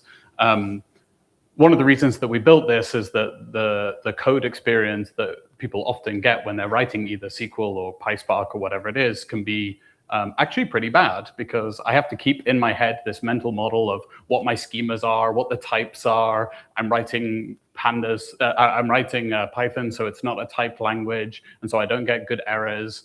And this can be pretty time-consuming and laborious work. So we built this product which is called Pipeline Builder, which basically has a semantic layer on top of the query engines with strong types, which means that the UI will restrict, if you're trying to add two numbers together, you will be only given the integers or the longs in the sort of drop down here. You won't be able to, you won't be allowed to add a string to an integer or something like this. And so the user is sort of very naturally guided through the building process. It also turns out that this is a great mechanism for AI to use as well, because it can write this DSL, which is just JSON, and the errors that it gets back in very, very quick time are extremely descriptive of what they need to change and the error that they made. So we're able to tell you what the schema is at any point in this pipeline, and then we're able to execute it. I won't linger too long here, but another one of the key sort of architectural points about how we built Pipeline Builder is that there is a full severed layer between the language that we call Eddy and the execution engines themselves. And so we're completely agnostic of how the query actually gets executed. But following on from this concept that Shrish was talking about before, where we guarantee semantics across engines, Eddy does exactly the same thing, which means that if you do a cast in Spark, we match the semantics in Data Fusion, we match the semantics in Flink if you're writing streaming pipelines, which is a very powerful capability. What did we find when we started actually using Iceberg with these three engines? We found that Spark was a breeze. The community is well ahead of the curve with a lot of the support, both in terms of reads and writes. Flink, likewise, is catching up very quickly. Data Fusion, unfortunately, is lagging somewhat behind in the open source community. There are a few reasons. The reasons for that is the project is not quite mature yet, but a few of the areas where this particularly affects us is being able to read data incrementally, being able to read encrypted tables, which is now a part of the v3 spec, and also when it comes to writes, currently Iceberg Rust only supports fast append actions, and so I can't actually do an overwrite table if I'm using the Data Fusion engine, which leads me on to sort of talking about how we ended up trying to solve this. So depending on the action that the user is doing, how they're choosing to read the data or how they're choosing to write the data, we'll go through a particular flow in this graph. And so on the left-hand side, we see the sort of read side, the scan side, where we're actually using Furnace, the engine that Shrish described, in order to actually scan data. And so Data Fusion constructs a table provider which has a SQL query in it, along with any pushdown filters or projections that are needed. That goes to Furnace. Furnace executes the query for us using either Trino or Spark or something that supports the scan that we're asking for, and we get back arrow row batches. Arrow row batches are something that Data Fusion can like very naturally ingest and start crunching. And so this is great for us. Then on the right side, so what does it look like for us, for example, to write encrypted tables when Iceberg Rust doesn't support encryption yet? We actually have a sort of reasonably primitive version of a server-side commit. And so what Data Fusion will do is it will actually just write encrypted Parquet files down into the blob store. At the end, it will keep track of the data file metadata and the file paths that it's written, and then it reports to the catalog that I'm done now. Can you commit all of this? And the server itself will actually run the commit. This means that like we don't need as much support out of the underlying client libraries. We can leverage the catalog itself to do more of the heavy lifting. We're just responsible for writing files. So this is pretty powerful capability, and it's allowed us to unlock a whole load of new use cases that we wouldn't have otherwise been able to unlock. Okay. Next up, we wanted to talk a bit about version level security, something that I think Shrish is going to cover. Yeah, so I think to start off, it's like worth understanding what version security means and why we care about it. So I'm going to briefly go over one sort of mandatory access control that we have, which are called markings. And so kind of starting off with like the access control model. In general, the problem here is about like accessing your data and making sure that you're able to access the data that you should be able to access. And so one level of control that we have is like discretionary controls, and this involves roles. So for example, if you're working in a project, you need to have access to the project. There's another level here, which are mandatory controls. And this involves sort of placing these markings, that we call them, onto different resources. And we want to make sure that those propagate as you transform and manipulate your data. So just to sort of break down what that would actually look like, in case it helps out with the intuition a bit. In like the top diagram here, we have a data set. We have two data sets, and they are both sort of fed into a transform. This could be like a pipeline builder pipeline that we saw from Xander earlier. It could be like a Python transform that I was talking about sort of before that even. And one of those data sets has been marked as it containing PII information. The other data set is marked with it containing this like secret tag of information. And so as a result, when you run that transform, you produce a derived data set, which is like the two inputs with some transformations applied to it in the typical case. And that derived data set, it needs to inherit the union of those inputs. You know, intuitively, it comes from a PII data set, it comes from a secret data set. It should be marked as both PII and secret. And say later on, you want to like make this data set accessible, you can write a transform that would drop those PII columns, explicitly annotate it with stop propagating, which stops the PII marking in this case from propagating. And in this way, you can sort of like unmark the resultant data set, producing a clean one. And sort of at each of these stages, and importantly, at each of the versions of your data set, security is applied and respected. Like it's only the version that is clean of the clean data set that is actually marked as clean. And so if we head over to the next slide, we can see how we dealt with the problem of integrating this like pre-involved security model when we brought Iceberg to Foundry. And so in general, our realization here was that snapshots kind of correspond to versions with our previous table formats. And as a result, these snapshots should be individual security resources. And intuitively, when you have like a job, so like a pipeline or a transform that reads from table X or just resource X and writes to Y, those new snapshots written during that job should be dependent on X. And additionally, because when you're like appending to a table, intuitively that version is dependent on the previous version of the table, we also want snapshots to be dependent on their parent resource. And luckily, Iceberg provides us with this notion of snapshots having parents within the metadata file. And so if you see in this diagram here, the snapshot tree kind of just corresponds to our security resource tree. So additionally, on top of this, Iceberg also has the notion of metadata files, which can contain a bunch of snapshots. And when a client wants to read a table, it requests access to that entire table metadata. And so we need to secure that table metadata, and that needs to be on every snapshot that it contains, because intuitively, every snapshot it contains is accessible from the table metadata. And as a result, I was mentioning that clients, when they talk to our catalog and they say, give me a table, they receive the entire metadata currently. We should check metadata access on load table. There are a few downsides to this. One point is that when you want to unmark a table to essentially make it accessible, you can't have those super sensitive snapshots still around. And so there we sort of tie into Iceberg's snapshot expiration procedure or action. And that's required for us to fully unmark a table, because we need to get rid of those sensitive snapshots. Another downside is we don't have per branch security, because Iceberg branches kind of just reside on the table. And when you do load table, all branches are returned. Additionally, outputs are dependent on all of the input snapshots, because again, when you load table, you have to get all of the snapshots. And so I guess a sort of a trend that underpins this is that clients don't advertise what snapshots they want to read. And this was the case when we initially designed our security model. But what's really exciting is there's a community effort to introduce REST scan planning, where a client will basically tell the server, I want to read sort of XYZ, these snapshots, maybe this specific snapshot, and the server can return just the file parts of the file that the client should read. And this can hugely change the security model and get rid of some of these downsides. There's also another point about whether load table, even without the REST scan planning model, whether it has to return all of the snapshots if, let's say, just one is required. And this is also something that the community is working on, because intuitively, not every snapshot is required for a lot of clients. And this can also simplify our model a bit. Cool. So I think now that we've sort of had a bit of a deep dive, we're going to take a step back and talk about, flesh out this point about community engagement a bit more.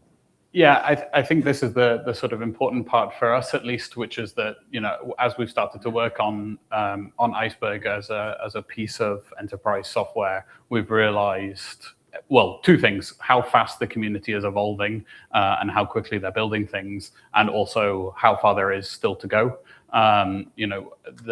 There's a few PRs here from the team, and one thing that you'll notice is that it's sort of across all clients. And for us, a lot of the sort of lakehouse dream, as it were, of truly decoupling the data layer from the query layer only really becomes true where I'm also completely language agnostic as well. It's not good enough for us to have a really good Java client if I can't access this data as a data scientist in a Jupyter notebook using Python. It's also not good enough if I can't do this from my Postgres database using Data Fusion. So there is a whole community effort required to sort of lift the bar on all of this stuff. We've sort of cherry-picked some of the stuff that we particularly care about at the moment, efforts in particular in table encryption, incremental reads and writes of tables, things like changelog scans, and then a few other things here, which is we're particularly excited also about some of the stuff coming in the V4 spec and so on, which is materialized views and row level and column level access controls and so on. And so we are at least excited to engage with the community on these things. And I guess the sort of plea is that everyone else gets hyped and joins in as well. So and on that note, I think that's all we had. If there are any questions, happy to answer. Okay, guys. Any questions? Go ahead. So there's a lot of missing security governance features missing in Iceberg. What was your top request, and how do you deal with the gap currently? Do you use open source other product to track the row lineage, stuff like that, or do you build everything in house? Yeah, sure. I think it's a bit of a combination of the two. On our last slide, or I guess this slide, sorry, we talk about read restrictions as something that we really care about, because previously with our prior format, we had this notion of restricted views. And this was essentially restricting what you could actually access on the underlying table based on users, based on rows and that sort of thing. And this before was very proprietary in platform, and we could sort of just naively integrate that with Iceberg tables. But then this is kind of significantly limiting in that if we are telling you we have these restrictions, we don't just want to say you can only access your table from our platform. We want to say we impose this at the Iceberg level. And it's really great to see that other like organizations have the same requests. And so we're like really looking forward to like staying on top of the read restriction stuff. So basically then the ask is that clients are now able to like read only the data that they need, and the entire like server client flow is orchestrated around preventing, like basically like enforcing what you want to read. And I think this is like a really big ask that we have. Like people are like, we want to support restricted views, and we're kind of like, I kind of want to wait a little bit to see how like the community stuff goes. Yeah, I think this is an important point, which is we found certainly building our own catalog is there's stuff that we want to build, which is sort of not spec compliant, and we force ourselves to build it in a spec compliant way whilst maintaining the sort of ergonomics that people who use our platform are used to today. So markings existed before Iceberg existed for us, but it's a very natural thing that a user would expect and a very useful thing that a user would expect. And so there's a balance of trying to mesh these things together.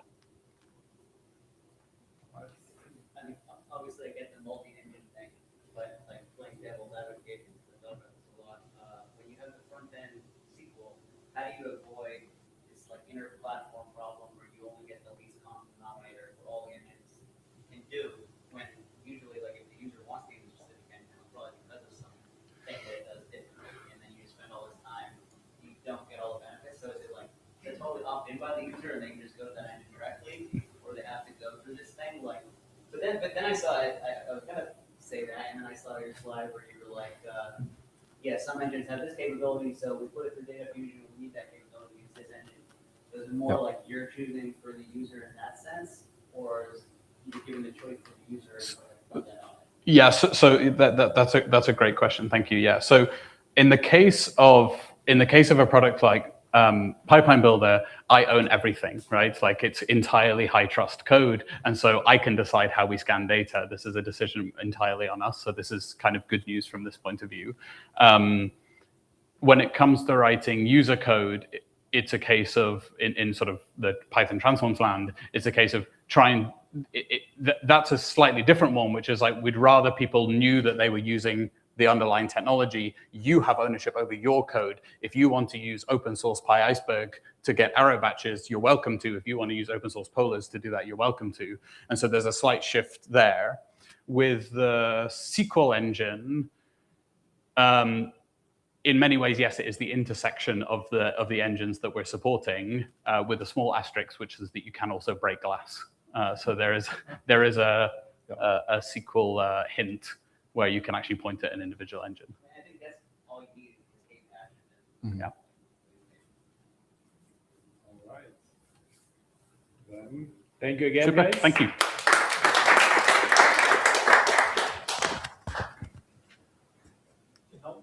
Yes, so therefore, I just sent you my presentation. Sure. You could open it. Yeah.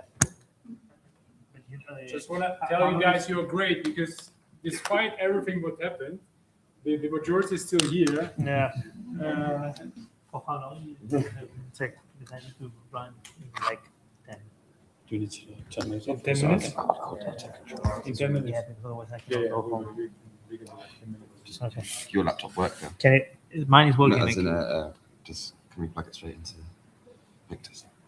Should we then? Give it a go. You want to try it? It's too risky.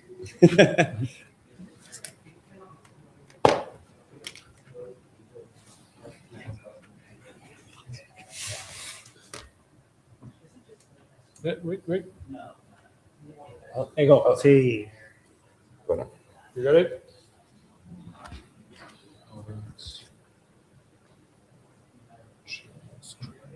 Can I close the stream? Yes.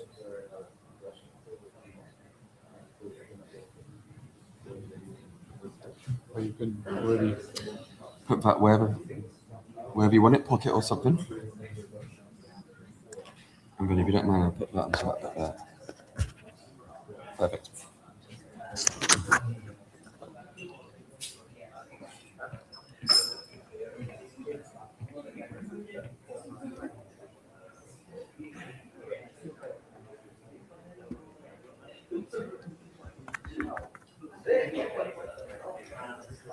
All right.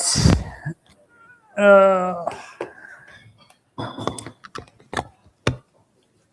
last session, guys, and it was quite interesting question about the governance, which is quite unusual, to be honestly, because if I talk to data engineers and software engineers as well, the governance part is usually something what we want to solve tomorrow. Today we want to do some cool stuff, like multi-engine and how to perform the SQL and what's the logical plan and so on and so forth. So, but they're gonna talk about well, boring topic, governance.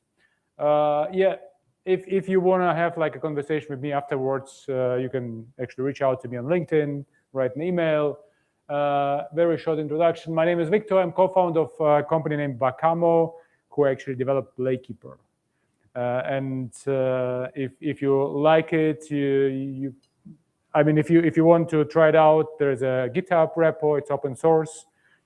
Just go to GitHub and just try it out. Give us feedback. Give us a star. That will help us.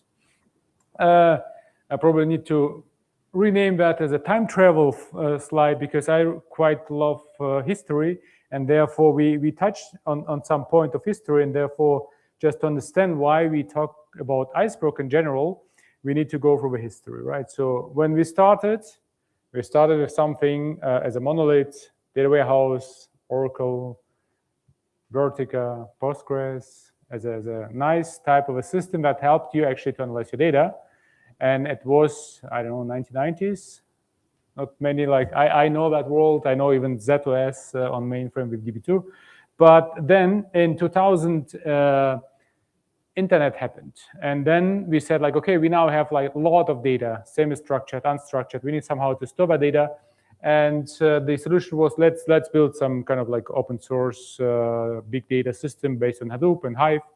And sometimes Greenplum, massive parallel processing, that just put like boxes in parallel and let's distribute the query, collocate data. 2010, cloud happened, and we got an easy way just to spin up the whole cluster, like with Snowflake and Redshift, Synapse, all the different systems that helped us to manage, not really manage, it was managed for us. But the cool part of that, it was that storage and compute was distributed. So right now we kind of like said, we don't want to add boxes, we just want to decompose the monolith, and now we have like two different tiers. Independent tier, storage where you can store as much as you want, and then you can just provision as much as you need. Well, the big data community said we can do similar, but we're going like beyond that decomposition. We will just take data out of that as well as an independent tier, and it's where we've got Parquet, and probably Databricks is the main kind of player here who showed like how we can do that. So for a time being, we used to live in two different paradigms. We did a warehouse where we had transactions, schema evolution, and time travel, all that nice features. And then the big data, Parquet immutable, but a huge scale, petabyte of data that allowed us to run the analytics. And that was kind of a limitation. Should we go to data warehouse? Well, there are different limits on scale. Should we go to big data? Limits on transaction and so on. And it's why Ryan Blue with Dan Wicks invented Iceberg, that is actually even going beyond on separation and separate meta as like independent layer where you can actually do a quite cool stuff like branch tagging. It's something snapshot isolation and so on. So that is Iceberg, right? So we had 4 different talks about Iceberg. So what is actually Iceberg, guys? So 1 with a 7, don't say anything, knowledge. So anyone who, specification, right. 4 of them. We have table, view, puffin, REST catalog. And good luck from a community on implementation of that specification. And I think Palantir guys knows exactly how fun it can make to implement Iceberg specification. And you look at specification, it's one. You look at Java code, it's something different. And like, okay, so how should I implement that? So quite interesting. What we did, we implemented the REST specification for the catalog. So it's what Lakekeeper actually does. Correct. We just asked Agentic, please translate Java to Rust. So what Iceberg actually did solve.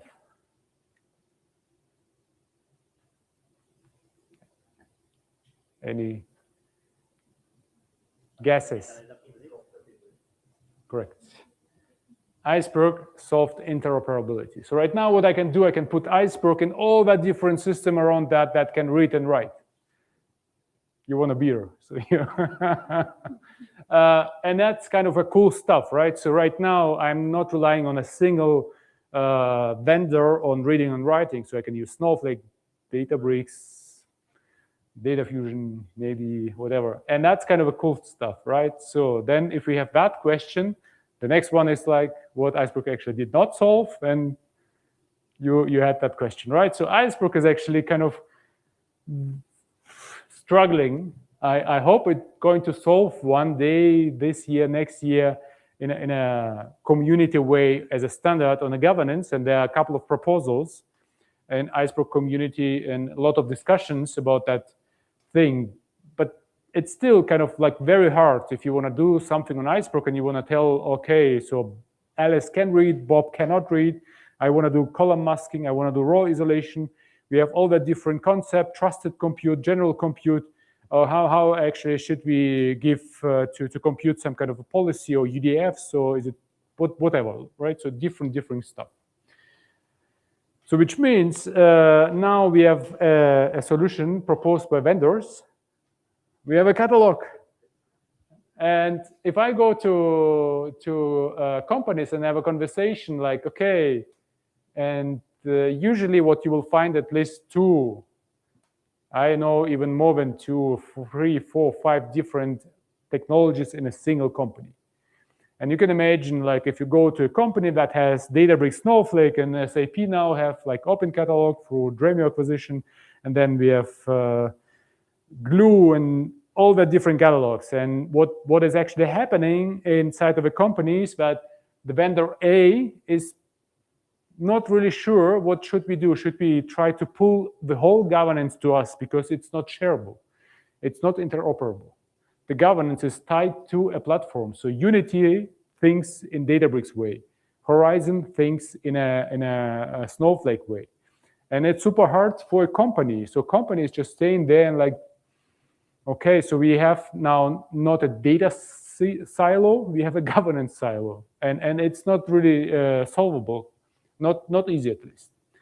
So now from idea what we have, because Lakekeeper is not running like any workload, so we are not a compute, we are a pure catalog implementation. So what we just trying to tell them, well, why not just to put the governance and make it really shareable so like everyone can use it. If you're in a Databricks, you want to run it, you can go to Lakekeeper and execute a query. Just tell us who is that person running that query. We need just a user ID. And some vendors like Starburst, Starox already do that. So they able just to make on a different mechanism, tell Lakekeeper like who is exactly running that query.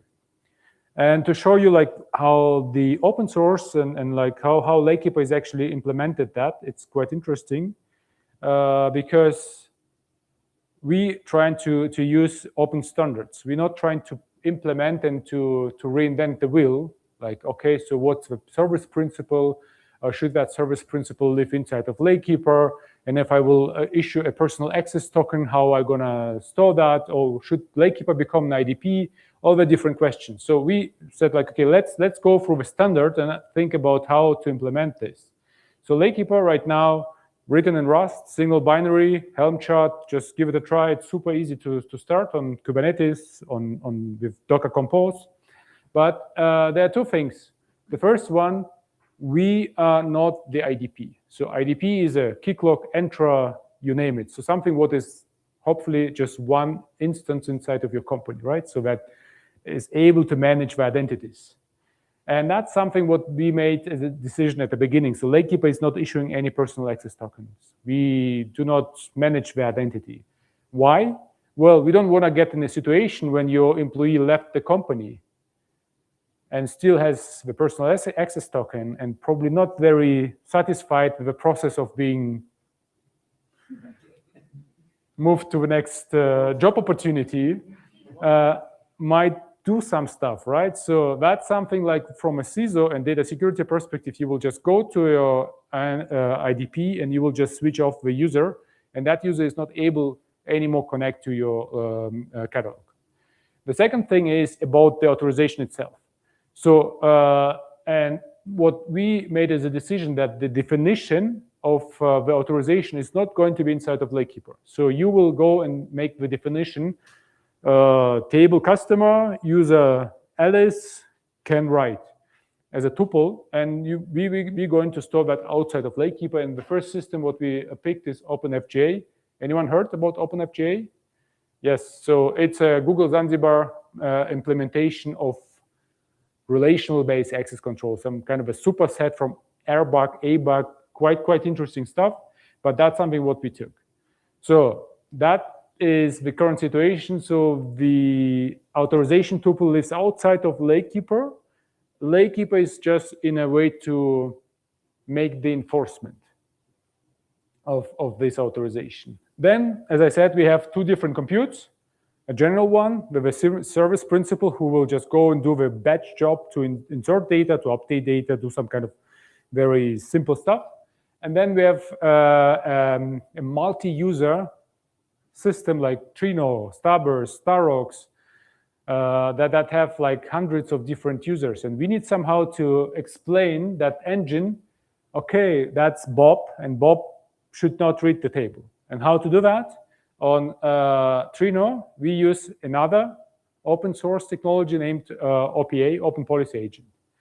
And from that context, we can actually allow a trusted compute to get the information from like authorization system like OpenFJ that Trino knows, okay, that user Bob, and then Bob can read or cannot read or write whatever is in that policy will be applied. Because the trusted compute itself will connect to a catalog with a super admin user that can do everything. And that's a simple, well, probably not that simple, but still that is the enterprise-ready level of a governance situation till the until the table level. So you can go like manage your warehouses, namespaces, tables, views, and that will allow you actually to have a governed system built on Lakehouse with Iceberg, cutting edge, open source, no licenses at all. So you can just go and do the whole stuff. There are some limitations at the moment. So what we don't have is column masking, and we don't have raw filtering here. But it is still possible to build that through the Open Policy Agent to tell Trino as a trusted engine that user A, please make a raw filtering on country Germany or UK or whatever. When I have a conversation with companies, they're just saying like, okay, let's count Spark, Python, Trino, Keycloak, Kubernetes, Lakekeeper, some object storage, OpenFJ, Open Policy Agent, like 10 different technologies. 2 data engineers. How are we going to do that? So it's quite massive, right? And I think Emiliano was saying same, like, oh, we will go all to Starox when we need to grow from 5 to 50. I don't know. So it's kind of a challenge. And what we did, we said, like, why not just to get rid of that through a technology named CIDR policy? Who knows CIDR policy? Who invented CIDR policies?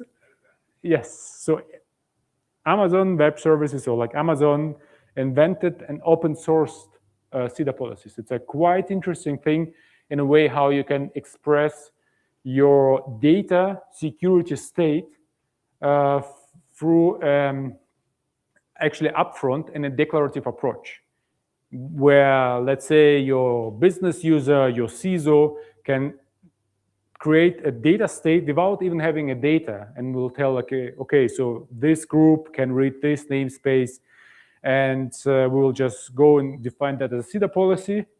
And here's an example, simple, but it can be very complex. So what we have here is a principal, Alice, action, read, resource, finance, revenue table. And that is something what you can define in an upfront and then move it through environments which give you a way as a permission as code. So you have like infrastructure as a code, now you have a permission as a code. And the cool part, again, CEDA is written in Rust, so we can just take that and implement it directly in Lakekeeper, but not the definition of CEDA policy, because you can use your Visual VS Code or whatever editor you have to define the policies, store that in your Git, and move it from environment to environment. Lakekeeper will, in that case, just read the policy and apply and enforce the policy for your specific use case. So what you can actually see here is a separation of power. So you don't want to put everything in one place, right? So something what we know from our daily life, what we call democracy, right? So it's not in a one kind of a dictatorship, like someone who will define, enforce, and then audit. It's probably not the best case, right? So that's something what you can actually apply if you use open standards, and that's the way of what we probably love and should use in a daily job. So having that, the idea of Lakekeeper and what we're trying to represent is to make peace, to bring peace to all the different technologies, where we'll tell them, like, guys, let's just concentrate on the things what you can do, right? So democracy and separation of power. If you don't like separation of power and democracy, maybe you love the Switzerland type of solution, right? So rivals, all good, but bring your money to a specific place and everyone is happy, but then you can just fight and do whatever you want, but the governance is kind of safe and the customer taking the main advantage of that. So the value for the customer is that governance is kind of like not tied to someone and they don't need to fight with each other. So not getting into a situation that department inside of one company with Databricks fights department with Snowflake. What they instead should do, when governance is not part of that fight, they can actually concentrate on the stuff what they do. Like SAP does something with business, right? So we don't know exactly how. If you look at the data model, looks strange, but they do business and processes. Snowflake, maybe analytics. Yeah, Databricks, probably data science. Well, on Fabric, I don't know yet. If you have an idea, you'll let me know. Microsoft always good. So but that's kind of an idea what we're just trying to build. So the whole thing about the Lakekeeper and at Pacamo is that we want to make the boring topics kind of fun and easy, because governance is not easy, and it's not fun if you, as a data engineer, suddenly have a CISO on your table asking some real questions, right? So what happened? Why do I see my data on a tabloid or something, right? Yeah, that's it from my side. If you have like any questions, I'm happy to answer. Yes. Thank you.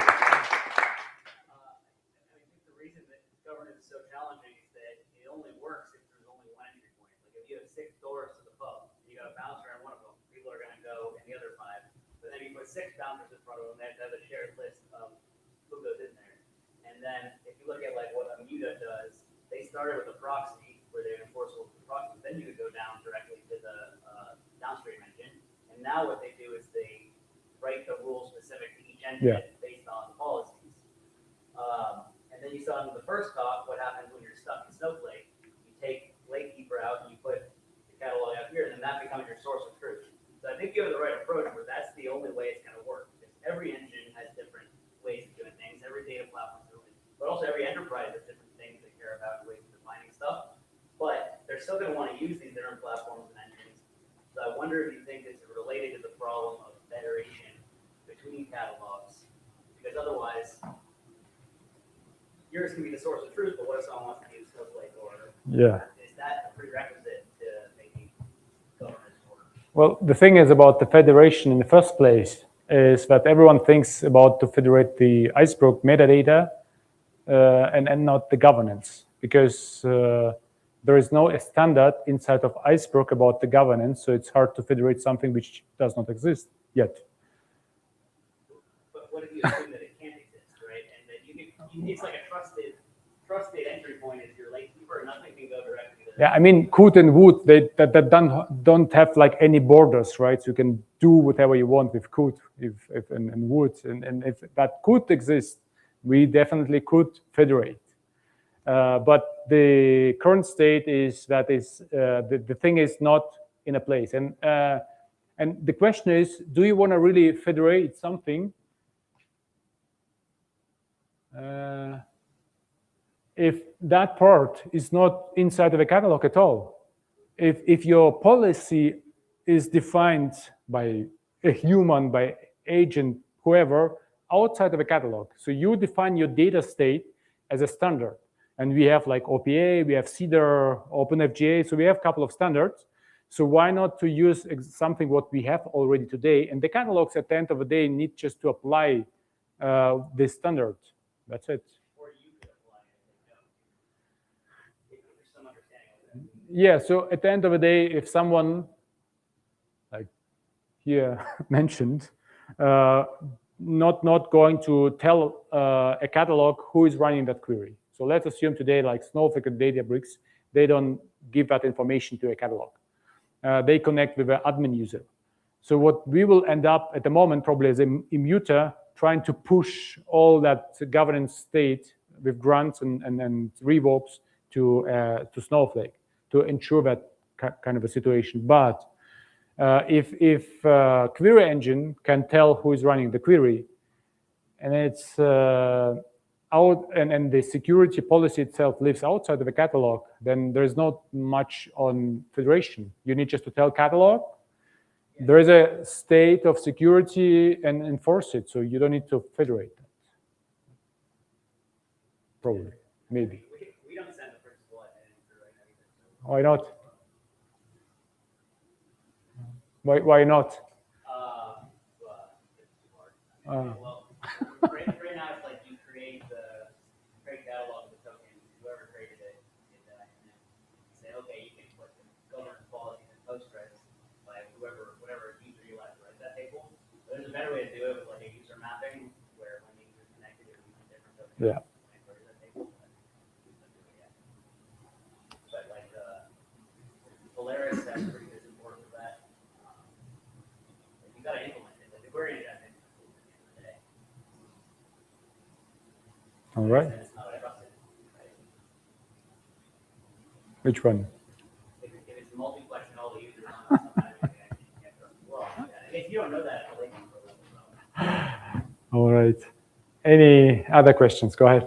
Do you like have any like sort of like big version test person that has done the work to like obviously the users won't put it over? Because I think we got a similar ask as well.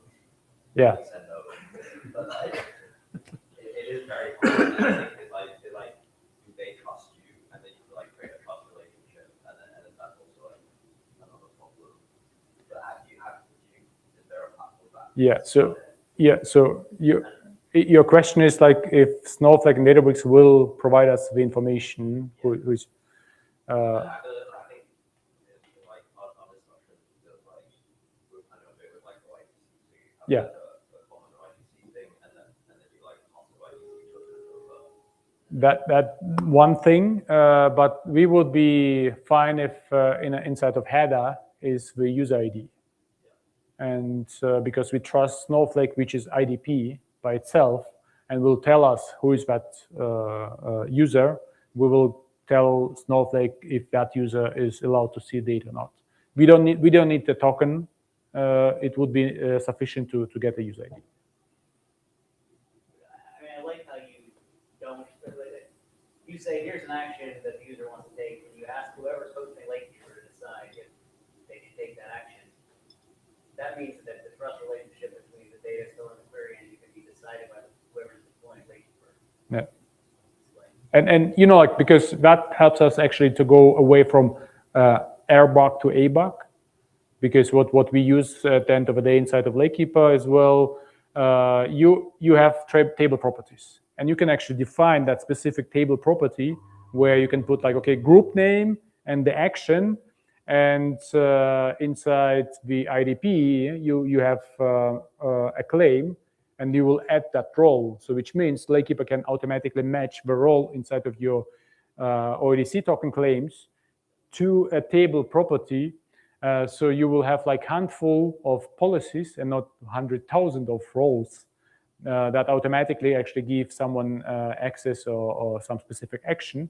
And the cool part is on that, going back to the democracy, it's kind of a direct democracy, right? So me as a table owner can go and add that table property, which has automatically like access or will allow someone to access the data.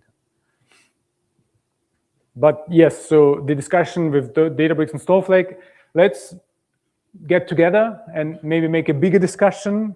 I would love to do that because we need that type of information to understand like who is running that query, because then we can really make the separation of power. All right, Indiana needs to run. We need to close up, but I guess just a closing words. First of all, thank you everyone who was today attending that meetup and then stayed till the end. Some appreciation words for Fresher and Oleg for providing food and venue, and probably next time again We're gonna fix the screen. With a couple of screens here. Thank you very much for supporting. And I guess we still have some time, just have a network session, so beers here and Coke and salad.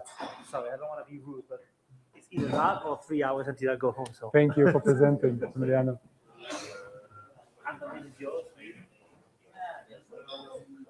Okay, I hope I don't do the